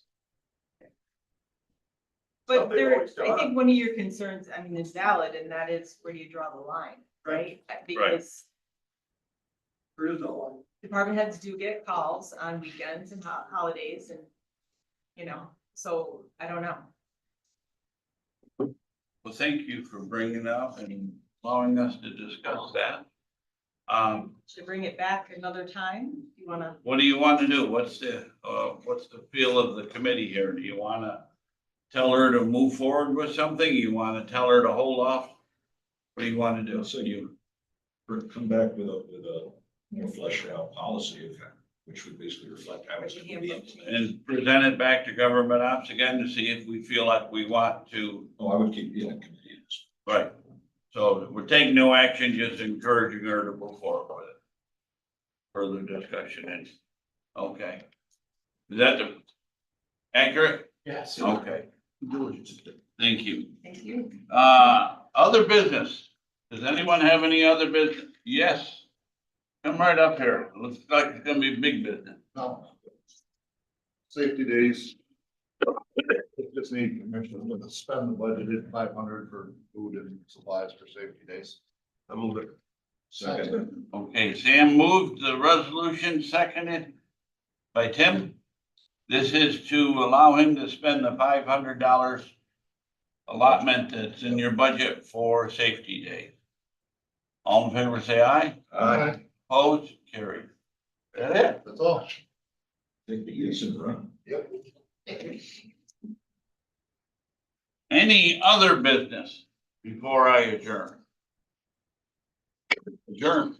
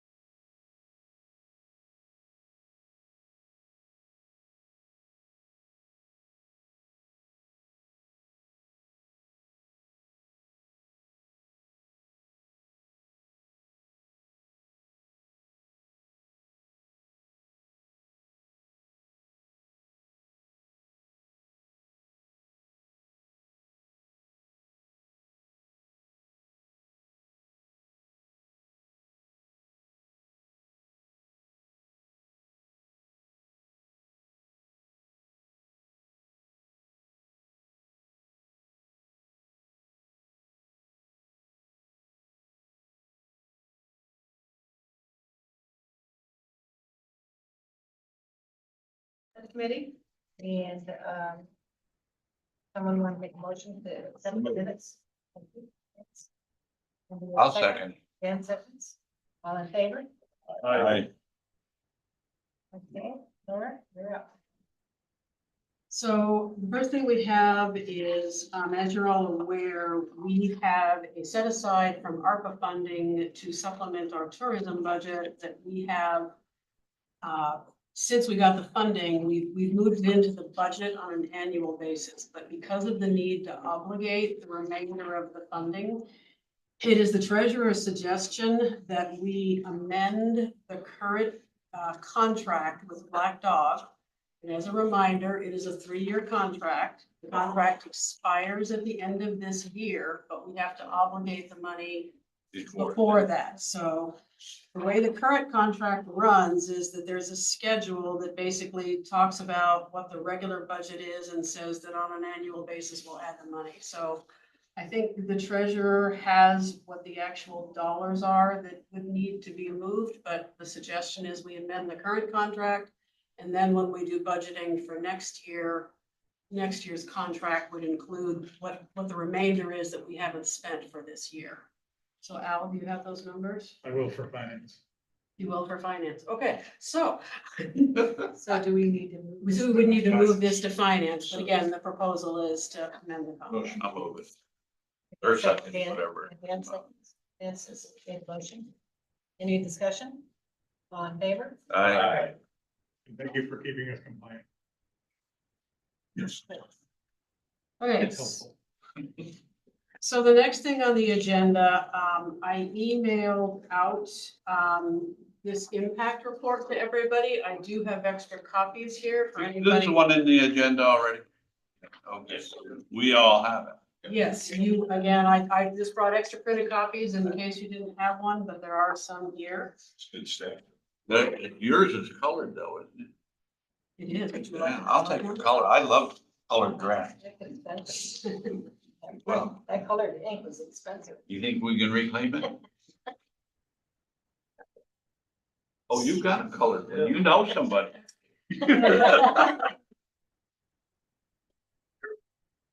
Must be the seat. You've got 2 colors. Everybody got colored ones back there? I have electronic. Okay, so, again, you can read this at your leisure. I wanna make a few points about this. The first thing is there is absolutely no way to perfectly predict what the impact of something like this is going to be. And depending on who you talk to and what data that they look at, you're gonna see, all kinds of different potential results. So the first problem with this is maybe somebody else in this room has, but I have not seen a 100% accurate certified number of exactly how many jobs are going to be impacted. At first, there was discussion that it was 559, but then, well, that's corrections officers. The commissioner of Govt said it was 649. NISAC press release yesterday said it's 753. So the concern there is that at the facility, there are corrections officers, there are medical staff, there is administrative staff. Every single one of those jobs is going to be affected, and we don't have an accurate count. But for the purposes of this report, we used the number that the Docs Commissioner came out, which is 649 jobs. So you will see in the report, there are 2 numbers that are critical to doing an impact analysis like this. One of them is how many jobs are actually affected, and the second one is what the average payroll is. So the most accurate source of what payroll figures are is New York Department of Labor. So whenever I do a presentation to you in terms of what our job base is, what our average salaries are, every employer that pays into the unemployment system is required to report to New York Department of Labor. The only jobs that are not included in their count are going to be some farm workers, politicians, and some members of the military. So it is on page 4. So I'll go back to the state numbers, but what I want to point out, the number that was used for the purposes of this analysis is an average wage of 138,000, which is the average for all corrections institutes in New York State or in Washington County. So You'll notice that it indicates that there are actually 4 corrections units. There are 2, but right now it has 2 operating subsidiaries. So this salary figure is going to be the composite number of all of the employees of all of those corrections officers. Added to that, this is just salary. This is just base salary. It does not include benefits. So the impact analysis, what we were asked to provide was the salary and the number of jobs. So the salary figure that was used for this was about 200,000 because that includes some funding or some dollar amount for the value of the benefits that are paid. So again, you can read the rest of this at leisure, but we asked Moines Associates, who are experts in calculating impact reports like this, to do the actual running of the data. There are a number of different sources that potentially can be used, and they all have their own platform of metrics in terms of how they make these calculations. Moines uses a database called Lightcast. And the bottom line impact you will see on page 5, what that assumes is that with the number of employees that we discussed, 649, and a $200,000 paycheck per individual, the calculations move out to that. So the way that this works is you have an individual who has a job, who spends their money in the community and spends their money outside of the community. So if, for example, an individual receiving a paycheck from the corrections unit lives in the village of Salem and goes to the Greenwich Medical Facility in Salem, they're going to have an out-of-pocket expense for their copay, and then there's going to be an amount paid through their insurance, which ultimately benefits Glens Falls Hospital. So I say, and that happens to not be a taxable item, but there's going to be other direct taxable items that also impact sales tax to the county. I say this because although these numbers may look extraordinarily high, what we're looking at is an overall impact of $200 million. That's not just to the county, because again, it does impact our immediate environs where those paychecks are spent. It also impacts the restaurant in Fort Anne that has to buy its supplies from another supplier down the road. So what we look at is how the employee spends their paycheck, how the businesses that receive some portion of that paycheck then move on to spend that revenue. And that impacts their employees as well, because as we all know, with a certain amount of revenue, you can then afford to hire more people. So that is what's called the indirect and the induced impact of both the jobs and the earnings. So what this run is telling us is that the closure of this prison has the potential, if all 649 of these people were laid off, relocated out of the area, of impacting up to 2,400 jobs, $200 million in sales, and then earnings would be the paychecks associated with those 2,400 jobs. So again, some of these individuals will likely be relocated to Washington. Some of these individuals may choose not to be relocated and seek another job in their hometown community. And some of these individuals will pull up stakes, sell their homes, and move where they're offered jobs.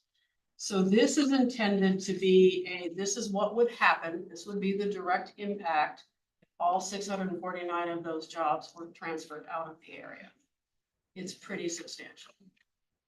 I've also given you some information just to highlight this, that, if you think about the Quad Graphics closure in Saratoga County, which was 450 employees, which doesn't sound too far off from 649, right? But if you look at the total number of jobs in Saratoga County, and you look at the fact that this 649 jobs is 4.5% of our workforce, the equivalent jobs lost in Saratoga County would be 40,000. So if the same thing were to happen to Saratoga County and they were to lose 4.5% of their workforce, that would be 40,000.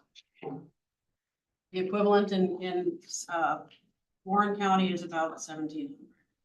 So again, this is very significant impact to us. So, you know, I don't know if any of you have had a chance to read this. I didn't want to take the time to go through it in detail, but if there are any questions, happy to answer them. Or if there's anything, oh, the other thing that we did look at is impact to school districts. So if you look at the Fort Ann School District alone, they are looking at losing up to 10% of their entire student body. So it's That's if they all. if they all relocate out. Now, again, you can't predict the future. No, So if no. some of these people pull up their families, move out of the area, sell those homes, somebody else will move in. They might be a small business owner, they might be employed in this county or another county. But that impact and those changes are years down the road. What this looks at is what the immediate possible consequence would be if all of these jobs went. Okay. So if you look at this number of $197 million, is this based on 1 year, 5 year? This is based on an annual salary, so it would be a 1-year impact. Over 10 years, we're losing one-time loss, and then it's what builds back, so you have no idea. I don't know. I also provided on the back page, again, this is just, I'm gonna call it a degree above a guess as to what the impact to sales tax would be. Because again, if you look at that paycheck, a portion of that paycheck is spent in the county and a portion of it is spent outside of the county. So depending on what your estimate is in terms of, I basically gave an estimate that said, hey, maybe 33%, a third of their paycheck is actually spent in the county. If that's the case, only a portion of that spend is going to be taxable, but if 25% of that portion was taxable, our annual sales tax loss is close to $600,000.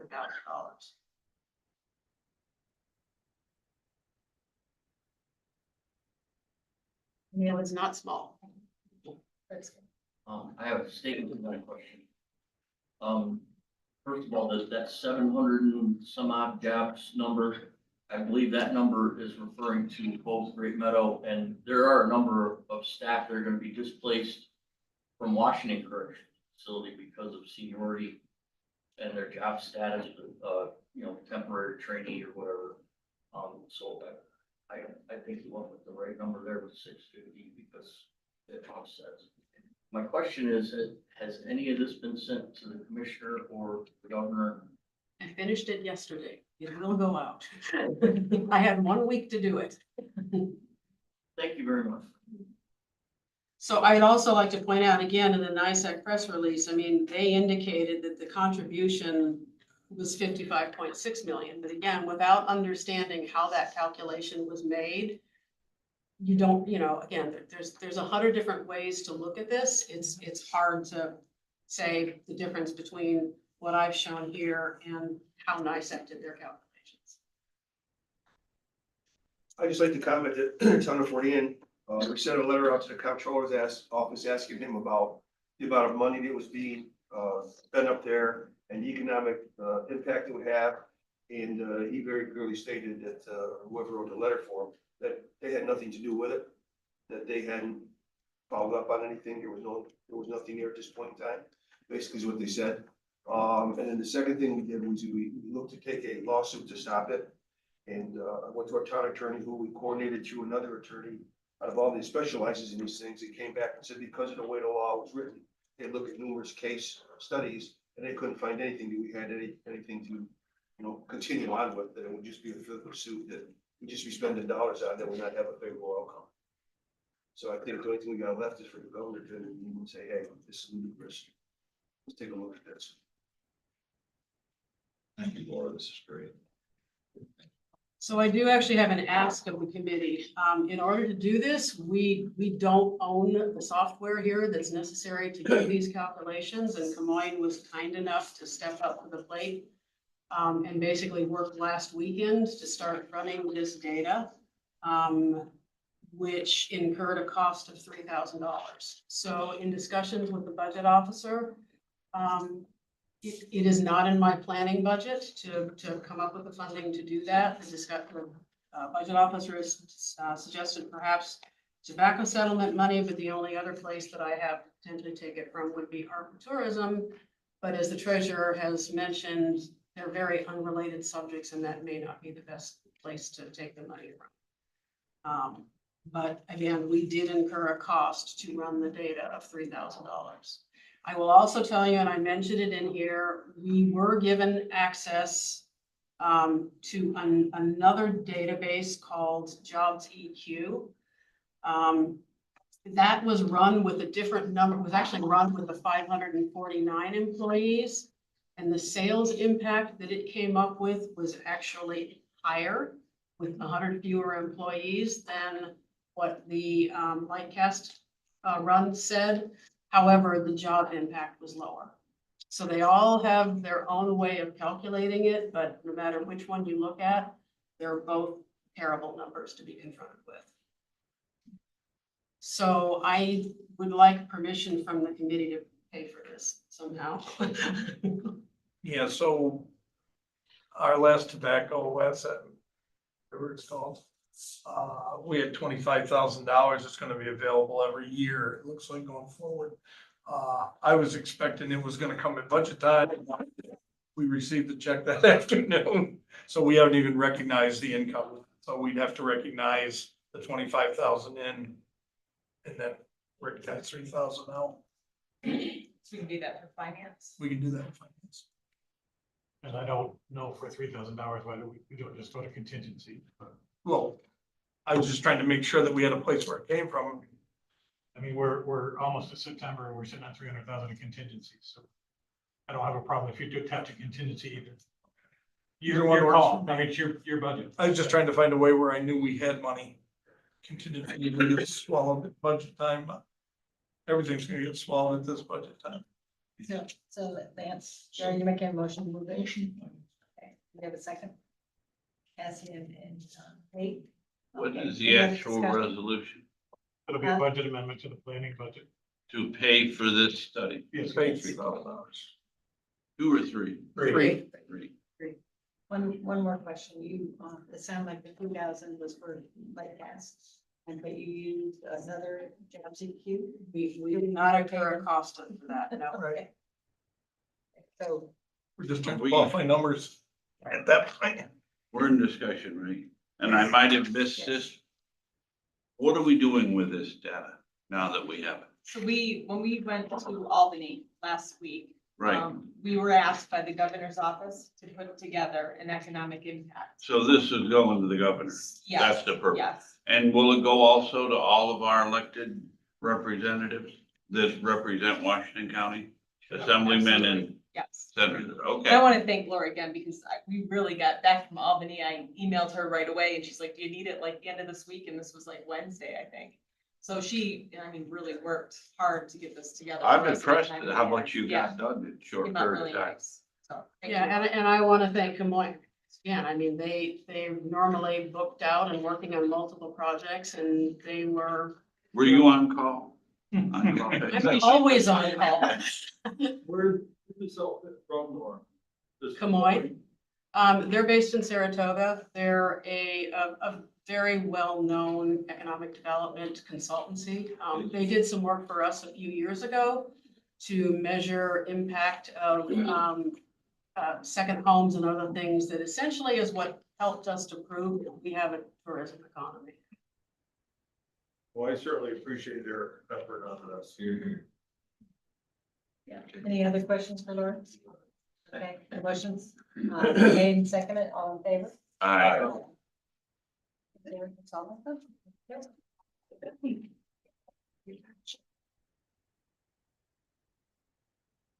Okay, do we have any other business to come before the committee? You want to call it? No. Still take it. If we don't have any other business. We're gonna give, call it one to the governor.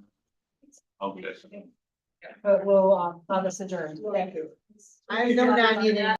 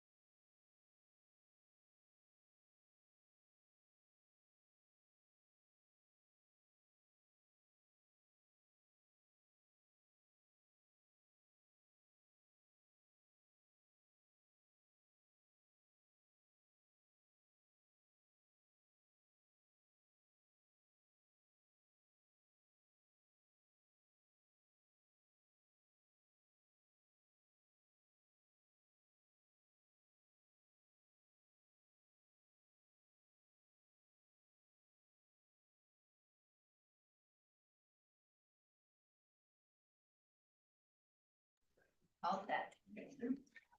Okay, we'll call to order the Health and Human Services Committee meeting. And the first order of business is to accept the minutes from the July 31st, 2024. I'll move it, Chairman. Second. All those in favor? Aye. Okay. And then next we have department reports and Department of Social Services, Tammy.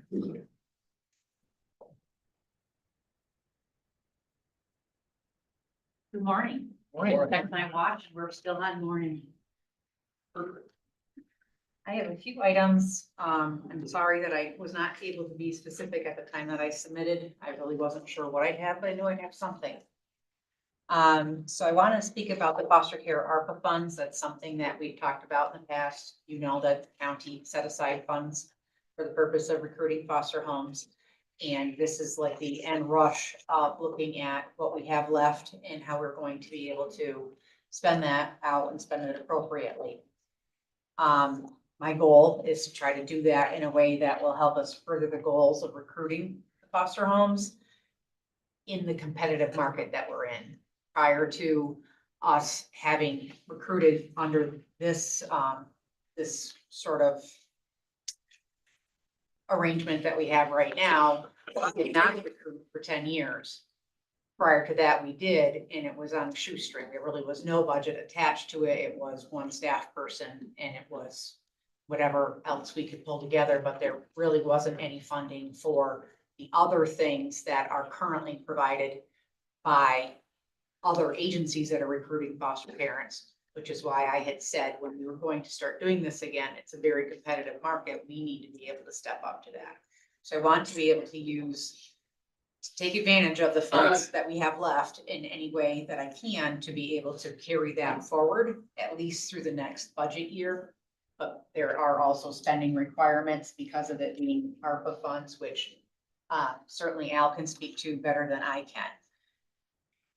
In the short term, I'd like to seek authorization from the committee to be able to purchase gift cards. The gift cards specifically that we're looking to purchase at this moment are through Amazon because they are generic enough and they do not expire. They would be something that we would be able to use as incentives for the foster homes or the individuals that are going through all of the training and all of the certification processes that are required. It would also be something that we could utilize to be able to buy them safety equipment that they sometimes need to have installed in their home before they can become certified. That was something we were not able to do through a voucher process. It was going to have to go through purchasing. And so the recommendation was to seek consent from the committee to be able to do that. If there is money in that foster care ARPA fund. How much were you looking to spend on the gift cards? For that specifically, it was $2,500.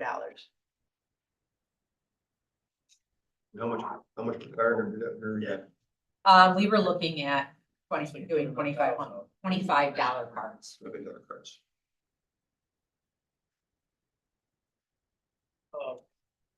You gonna move it? I was gonna move it. I'll second it. Discussion. All those in favor? Aye. Approved. Thank you. I spoke at meetings not outside of Health and Human Services. I believe it was during finance about the Family Center Case Management Plan and my goal of getting the approval through the state to purchase a mobile office unit. And I'm close to having to admit defeat on that. At this point, the state is pushing back against me on the ability to be able to use that money for a purchase. They still say that they are okay with a lease. The lease term, I have no idea how we would be able to make that work. That their funds, the funds that we have, were claimable through July 1 through the end of next June. Looking at a lease for a vehicle and just if we could even find somebody that we would be able to lease something like that from and then modify it to meet our needs. I'm not sure that that's at all practical. So I would like to do some like concurrently While I'm still waiting for the final answer from the Office of Temporary Disability Assistance, in the absence of that, I would like to be able to use the remaining funds to contract with an agency for additional case management. So we've already hired one person through these funds. There are enough funds there to hire another, but that I thought would be a larger concern for everyone than it would be to contract with somebody else to help provide services. There are shelters in the area, 3 that we deal with. One that specifically provides services to young parents, which would qualify under the TNF funding that this is. So because it would be such a specialized process for the professional services, I would like to request a waiver from the RFP requirement to be able to work and coordinate directly with one specific shelter provider to be able to talk with them about what we can develop for a contract. So do we have 2 different things going on here? One is transportation and the other? We've already passed the transportation. We would only be able to do this if we did not have permission to buy the van, but I have to put this plan in, I think by the end of the week. So I'm waiting for that last answer, but I think that I'm probably, again, gonna be told no. And so in lieu of that, I would go forward with this contract. I'll move the chairman. I'll second it. Any discussion? Yeah, this is just, What is this contract? But we have to develop it, actually. Right, and so what's the idea of what it is? It would be the same, it would replicate the services that our staff are currently providing. It would be another door for people to go to be able to. And how many people would that service or? We are meeting with them for the first time for a discussion this afternoon at 2 o'clock. So we haven't defined it, but it would need to be in keeping with what the funds and the guidance that came out with the local commissioners memorandum when that funding first came through, what it defined. I could certainly, after the fact, provide information about what it's doing for us. I notice you're not inviting him to that meeting. Nope. Oh, it's just so much feel good money being spent. I don't know what the images mean, and I'm trying to figure that out. So we need a One of the things that I have said to this day is they have established so many requirements and regulations that it really makes it very difficult for us to provide the service and, to be able to work with these people. We have to provide them the housing, and then we don't have strong enough requirements to really push them towards attaining these goals. They give us these funds, but then they restrict us as to how we can spend it. So it's just a very difficult process to work through. So thank you. Sue?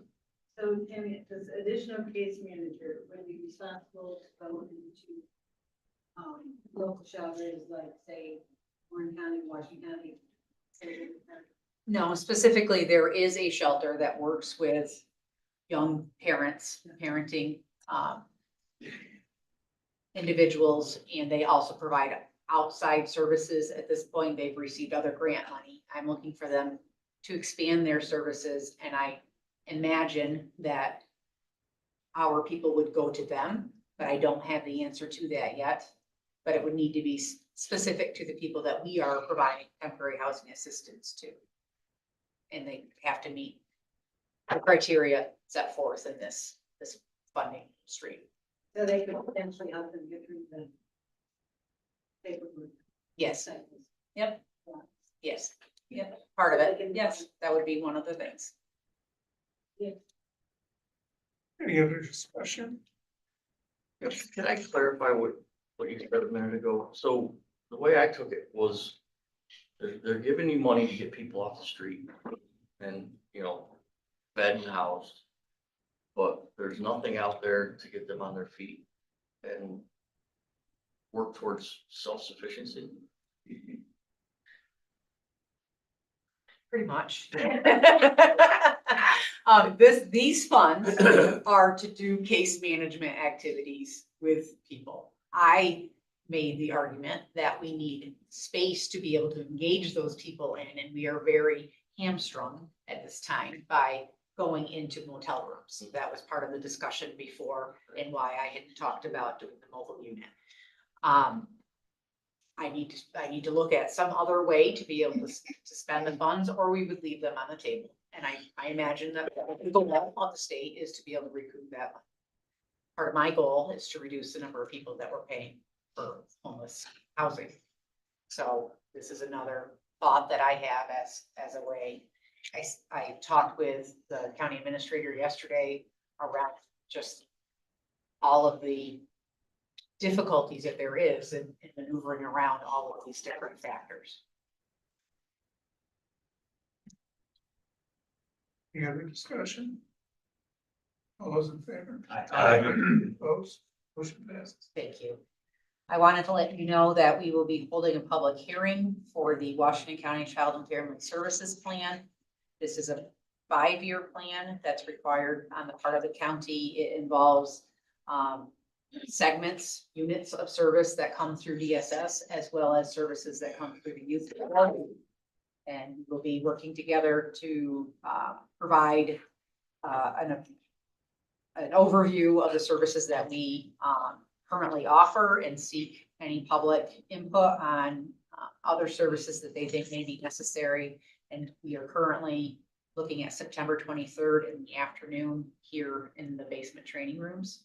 And to let you know that I will get letters out as is necessary for public hearings, and I can provide you with an invitation if you would like at that point as well.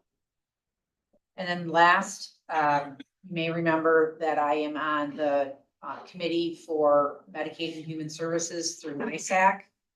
I will be attending that committee meeting on Monday, September 9th. Just this morning, I first saw the resolutions that they are proposing for us to work on or pass at that committee meeting. One related to the contention that the state should become a true partner in addressing homelessness.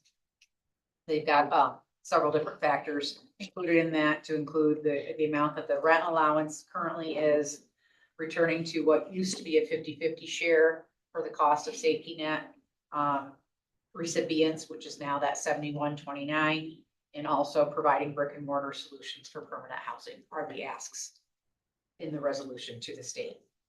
Another resolution is about the ongoing barriers that have created the childcare deserts like we have here in Washington County.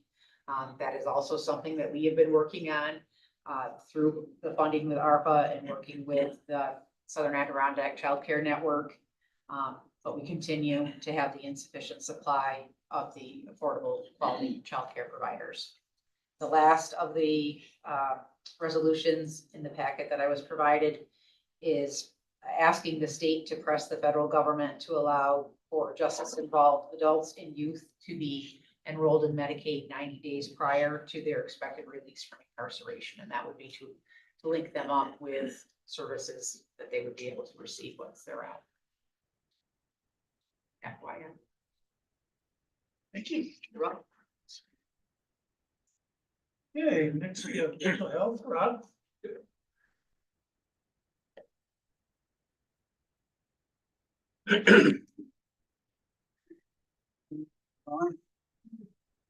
This afternoon. Let's see, I have one actionable item this morning. This is a request to amend the 2024 Washington County budget in the amount of $50,228. This is to allow for acceptance and pass through 100% state funds, COLA funds that were included in the 24-25 New York State budget. I attached a table there that shows the budget lines, etc. These would go to our various provider agencies.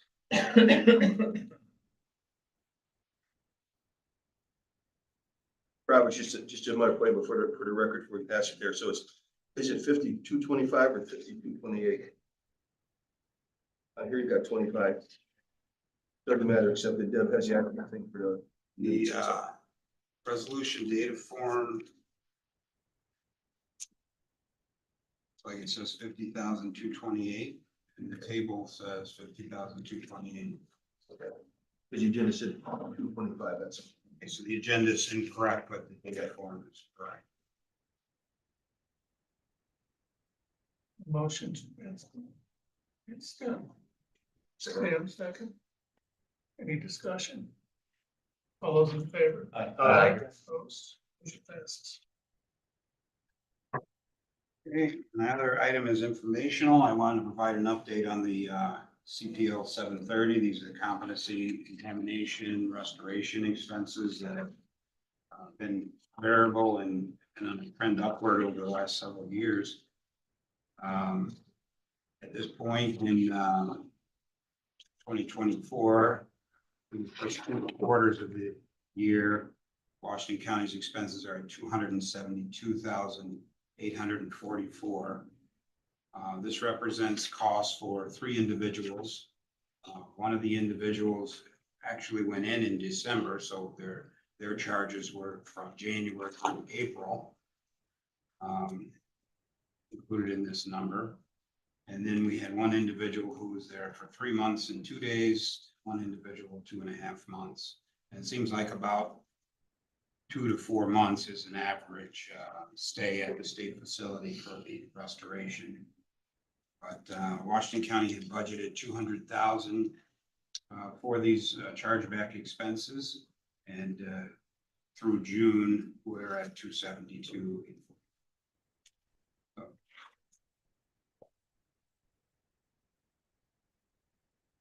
And last year we spent 194. This is really something we have no control over. If you want to feel a little bit better about our number, I was watching the Warren County meeting last week when they discussed 8% sales tax. And this line item came up as well, and their anticipation is they will exceed $1 million on their line this year. I do feel better. Thank you,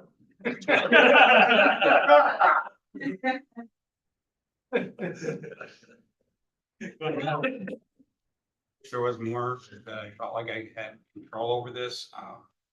Pretty much our leverage points are, advocacy, NISAC, working with my statewide association to try to advocate for changes in the statute, et cetera. Yep. Good OCA to pick up the bill. I have talked with my counterparts across the state. All counties are dealing with this sort of same trend, just kind of off the charts. Thank you, Ruth.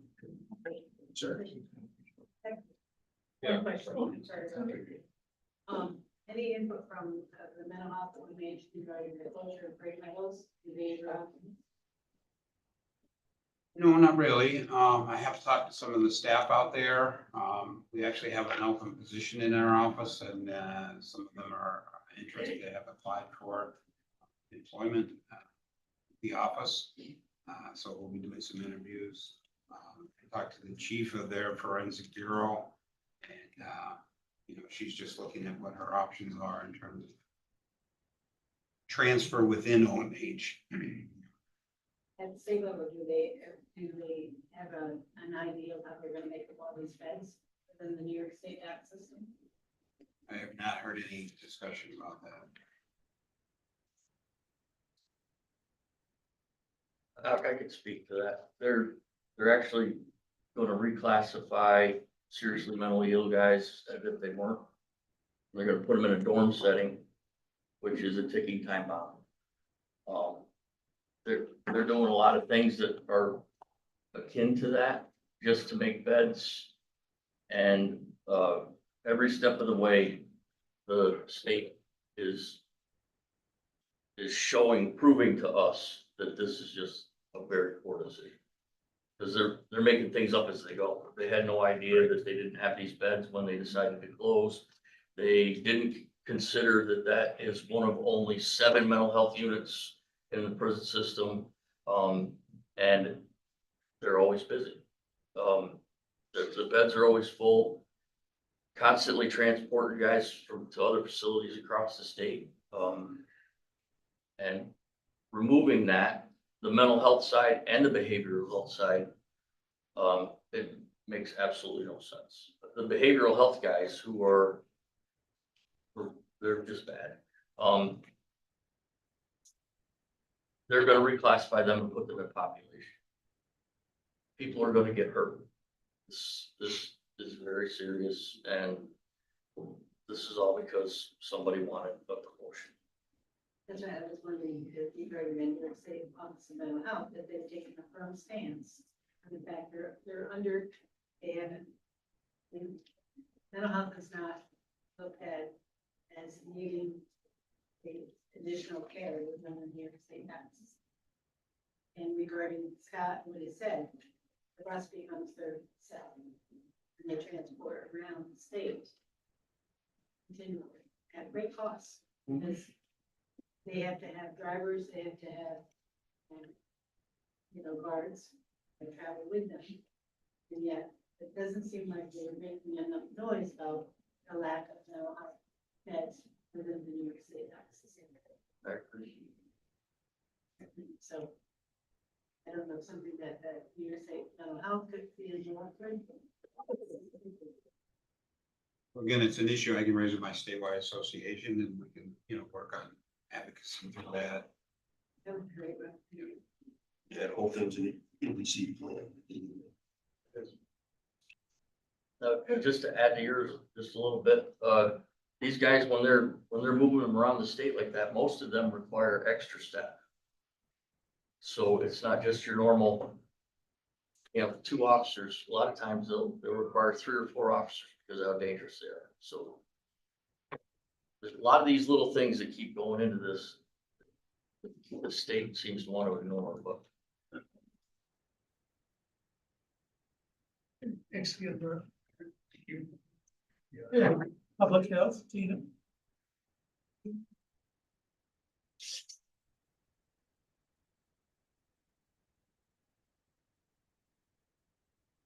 Hi, everyone.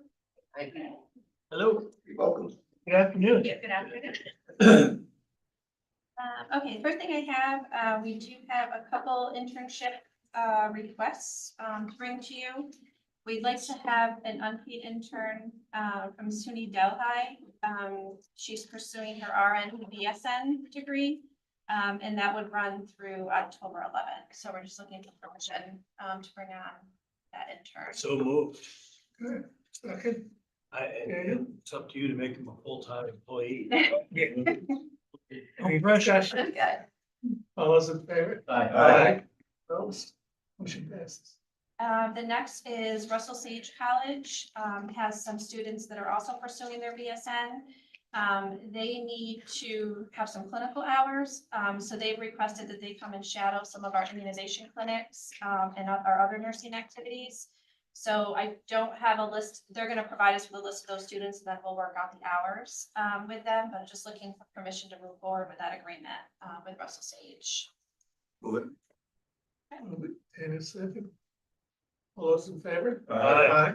Opposed? Motion passes. Okay, thank you. And then just. Roll. Oh, give me time. And then just to update on the fellowship program. I don't think I need any approval here, but I just wanted to bring you up to speed on that. We will have a fellow starting with us on September 9th. And again, that program runs through June of 2026. And just as a reminder, those fellows are not hired through us. They're hired through Public Consulting Group, who has a contract with the New York State Department of Health. So we will be starting her on September 9th. So just an update there. That's different than the fellowship grant we were administrating before. Correct. It's a This is different program. considered fellowship 2.0. So instead of being our employees, they're with PCG. Yeah, so they'll just be housed with us and doing work here in our county. Okay. And then the next thing on the agenda is a staffing pattern discussion. So for the NISNEC contract, there's 2 different titles in there. One is an RN, which has a 2-year degree, and then there's a BSN, which is a bachelor's prepared nurse, which in the contract is called a public health nurse. To be called a public health nurse, you need to have your bachelor's degree. So this is not anything new in their contract, but historically, all of those positions have been listed on our staffing pattern. Way back, they were listed as RN, PHN. Somehow the PHN got dropped off of there. So now they're all just listed as RN on there. So we just recently hired a bachelor's prepared nurse and went ahead and we're planning on giving her that higher rate, which is really only a difference of like 92 cents, 91 cents an hour. And it was brought to my attention that we don't have public health nurses on our staffing pattern. So I would like to have that public health nurse added back into that line, so they're interchangeable. I do realize that they are different titles and they're a different rate of pay. So we can break those out, but I don't know, you never know who's gonna apply. We can have RNs and we can also have bachelor's prepared nurses. So just looking to change the description on there or break it out. Right now we have 4 positions, so we could do 2 and 2. It's just, I don't wanna have to keep coming back depending on who applies, to keep having to change our staffing pattern based on who's in those positions. Well, that's an administrative question. Yeah, so right now you have registered professional nurse on the staffing pattern, so, and it's 2 different rates of pay. And you must budget for the higher rate just in case you get. Well, we've been, right, so if we have a person in that position, we'll budget for what they are. But if we have open positions, they would be at the higher rate. So I guess, so that you don't have to keep coming back, it probably makes sense to add it to that same line again on the staffing pattern, so it's either what is the So right public now, health nurse or the registered RN. professional, like, so Yes. RN, comma, PHN. Okay. So Like it you used change to this. be. Yep. Okay. So that, I'm just looking for approval to move that forward to the. So personnel. Yeah. Almost. Second, Yeah, second. okay, Aaron. Any discussion? All those in favor? Aye. Opposed, motion passes. So the other part of that is the nurse that we just recently hired, effective August 15th. We did have to put her at that lower rate because we don't have the public health nurse currently in our staffing pattern. So I would like to be able to retro back to her, once this goes through the full board and gets back on our staffing pattern, to be able to retro back and give her that higher rate based on her credentials. You have the money to do that. Yeah, with breakage, I'll move that. Okay, second. Any discussion? All those in favor? Aye. Opposed, motion passes. Okay, thank you. And then under program updates, we did issue a press release. We had met with our incident management team. Actually, it was Monday of the fair. We had a horse that tested positive for Eastern equine encephalitis in the northern part of the county, which is concerning. There have been 11 horses in New York State just this year. We have not had one in our county in quite a few years that has, for any sort of animal that has tested positive for this virus. So the virus comes from a mosquito bite. So what I would like to, so we can know the extent of the problem, there's several different ways you can address it. You can spray, but I really don't want to go that route until we know really the extent of the problem. You can also do mosquito trapping and have those mosquitoes tested. I've learned a lot about mosquitoes in the past week, all very interesting, but not something that we would be able to handle in our department as far as the trapping of the mosquitoes, sorting the mosquitoes by species, and then sending them to Wadsworth down in Albany for testing. So I did reach out to the New York State Health Department. They had offered to give us a day of training to show us how to do that. They do have somebody at the state that could come up and train us on how to do it. But again, it's not something that, and then speaking with the safety officer and county admin, that's not really something that we want to be doing out of public health directly. There is a national company that actually does testing in 25 other states, not including New York. They haven't done any testing in New York, but I did reach out to them and they did give me a quote on doing this. So it would only be in the northern part of the county. They would handle everything. They have all the equipment, they have the staff, they would do the the packaging, the sorting the mosquitoes, the packaging, the shipping down to Wadsworth. The testing itself at Wadsworth is, does not cost us anything. So it's $5,000 per week, but again, that includes everything, and that also includes them doing trapping twice a week, in that area.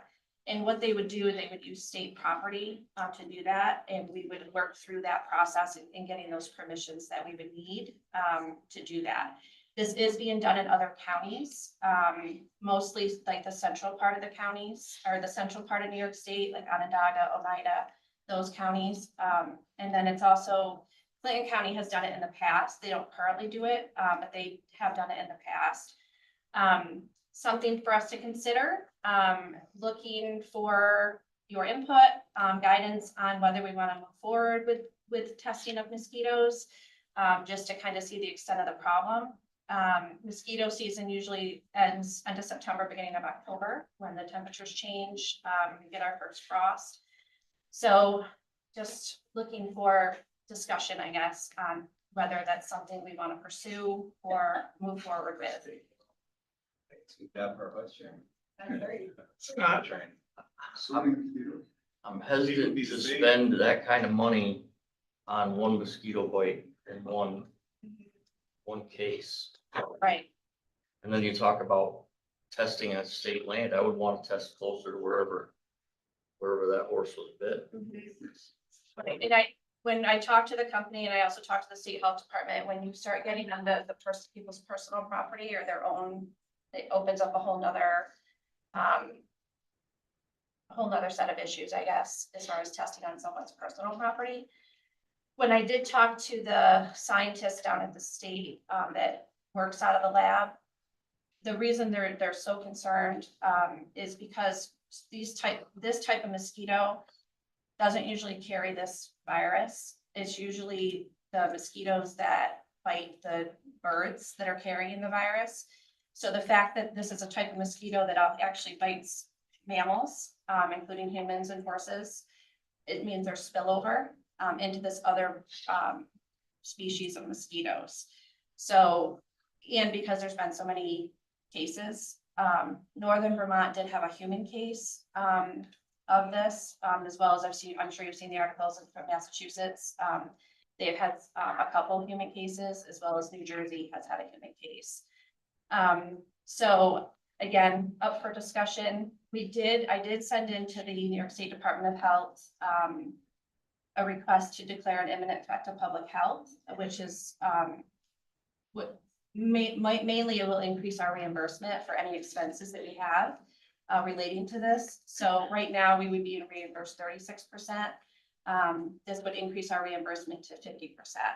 So if we were to test for 4 weeks, be $20,000, and then it would be a county cost of $10,000. And Test for 4 weeks.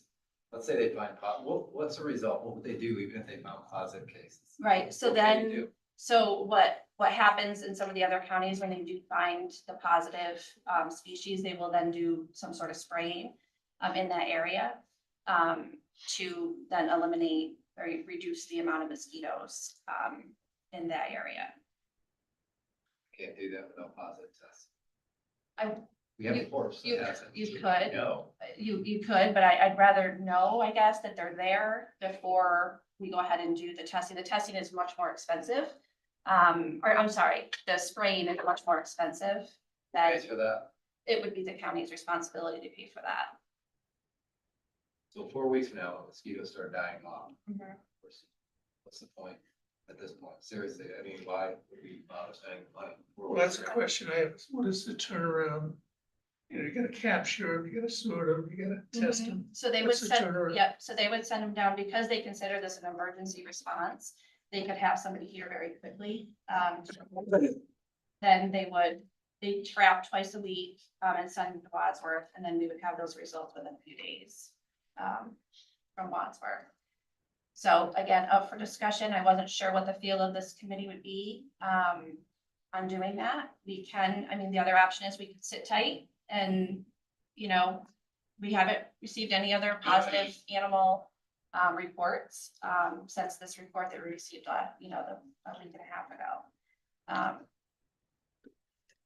this might have an effect on different people's opinions or how opinions will vary. What do you consider Northern Washington County?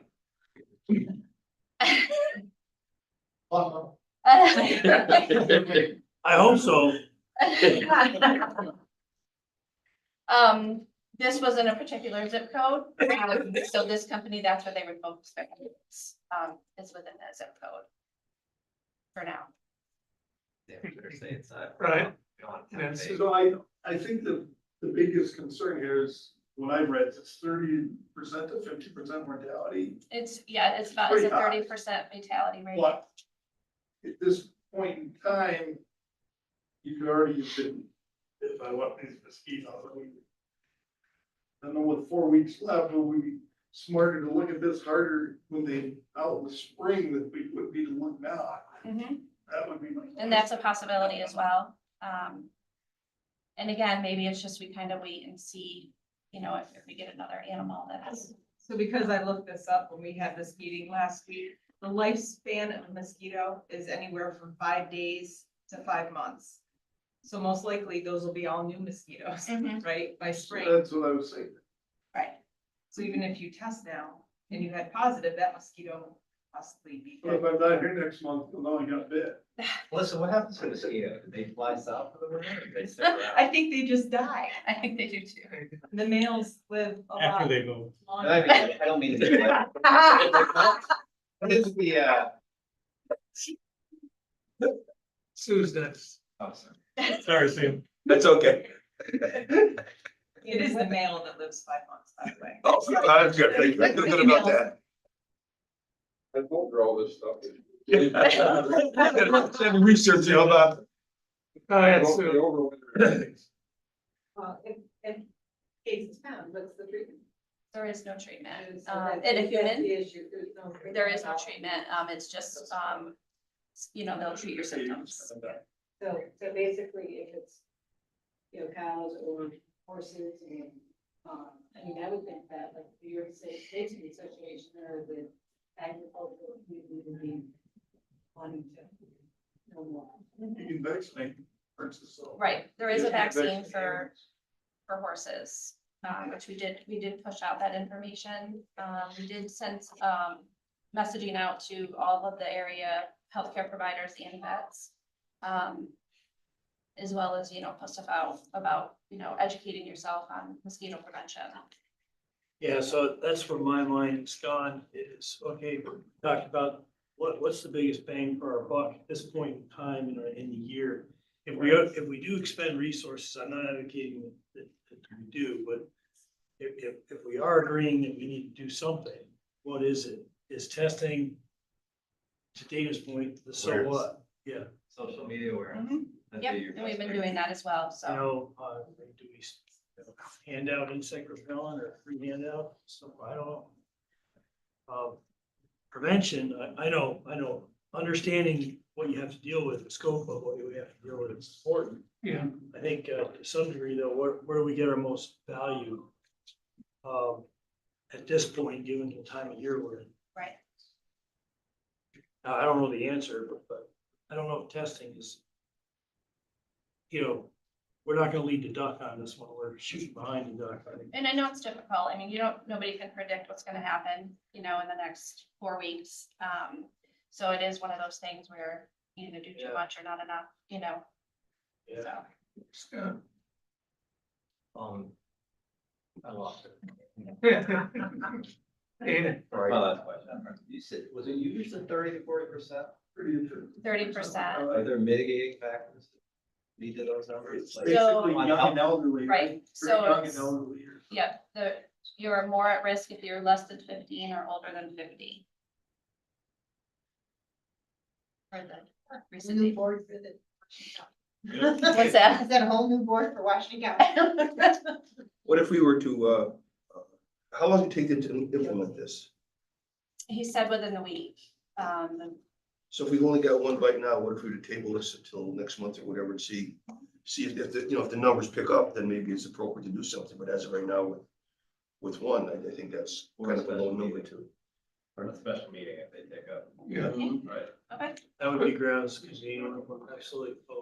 But also, it seems the consensus that we would do, as you said, you're starting to do more social media outreach and so on. Mhm. And we can send stuff out as well, if you want to put stuff in your town offices. You know, we can definitely send out flyers and things like that. That would be good. I think certainly if the numbers start increasing, you need to get back to us with Oh, it, you know, yeah. but I I can think that definitely do that, sure. we overreacting if we could jump on it right now. That's what we do for West Nile. There's mosquito. How is it transmitted to humans? From a mosquito bite, So the same way the horse gets it. right? What's a D? Yeah. Okay. All that I have. I've just got two little quick questions. The COVID in Washington County, is that on an uptick? It is. Yes, we're seeing quite a few cases come through our system. And those are the ones that are going to the doctors. Right. And we just received guidance yesterday that the new COVID vaccine will be coming out. So we will have that available in our office too. So anybody that's interested. And how's your education coming? Good. Almost done? Yeah, I just started a new class and go figure it's on zoonosis. So Good for you. Good for you. I'll be learning a lot this semester. The COVID symptoms, they seem to be waning, or are they maintaining the same strength? It's usually the same, it's been usually the same symptoms as previously. Again, depending on the person, could be more severe. We do know of a couple hospitalizations right now. But again, it's, depends on the person.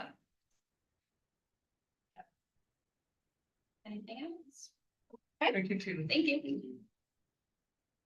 Any other business? I have something. I'm gonna apologize, but I'll be really quick. All right. I know. I just wanted to pass out, we're gonna have a couple of informational sessions on the youth sports and education funding. So I just wanted to pass that out to everybody. And then just a positive note, we did receive information that we are getting our safe harbor funding this year, which we really did not expect to get. And that's a $30,000. So just those two items was all I had. So if you want to hang these up at your town offices or any youth agency or program that is interested potentially in the funding, applying for the funding, just let us know. So would this be like, for instance, we have a summer camp and everything? Yes, Would that qualify? yes. Yes, the summer camp and then in Greenwood, potentially the fire department program that may do. Yeah. Yeah, so, Okay, great. all right. Awesome. Thank you. Thank you. That was it. We have some other business. Real quick. I'm not even gonna sit down for this. So because both items are really time sensitive, I just wanted to share with everyone that we are in the process of writing our 4-year plan to the state. And before we submit that, we have to have a public hearing. So I have, and what I'm gonna do is just put them in your mailboxes, is our public hearing flyer. I'm giving each supervisor 2 flyers. If you could just post these in 2 predominant areas in your towns, I'd greatly appreciate it. The other item is that we have on October 4th, our Health and Wellness Fall Festival. Again, this is our opening to Medicare open enrollment. And so we have on hand several agencies. Public Health usually joins us and provides some blood pressure monitoring needs, as well as McCann's Pharmacy has helped us in the packet vaccinations. So if you could just, again, I'll send this out, give each of you one, if you could just post this as well. And you're welcome to share both flyers on any social media. Thank you. Any other business? Okay, we're adjourned. Thank you.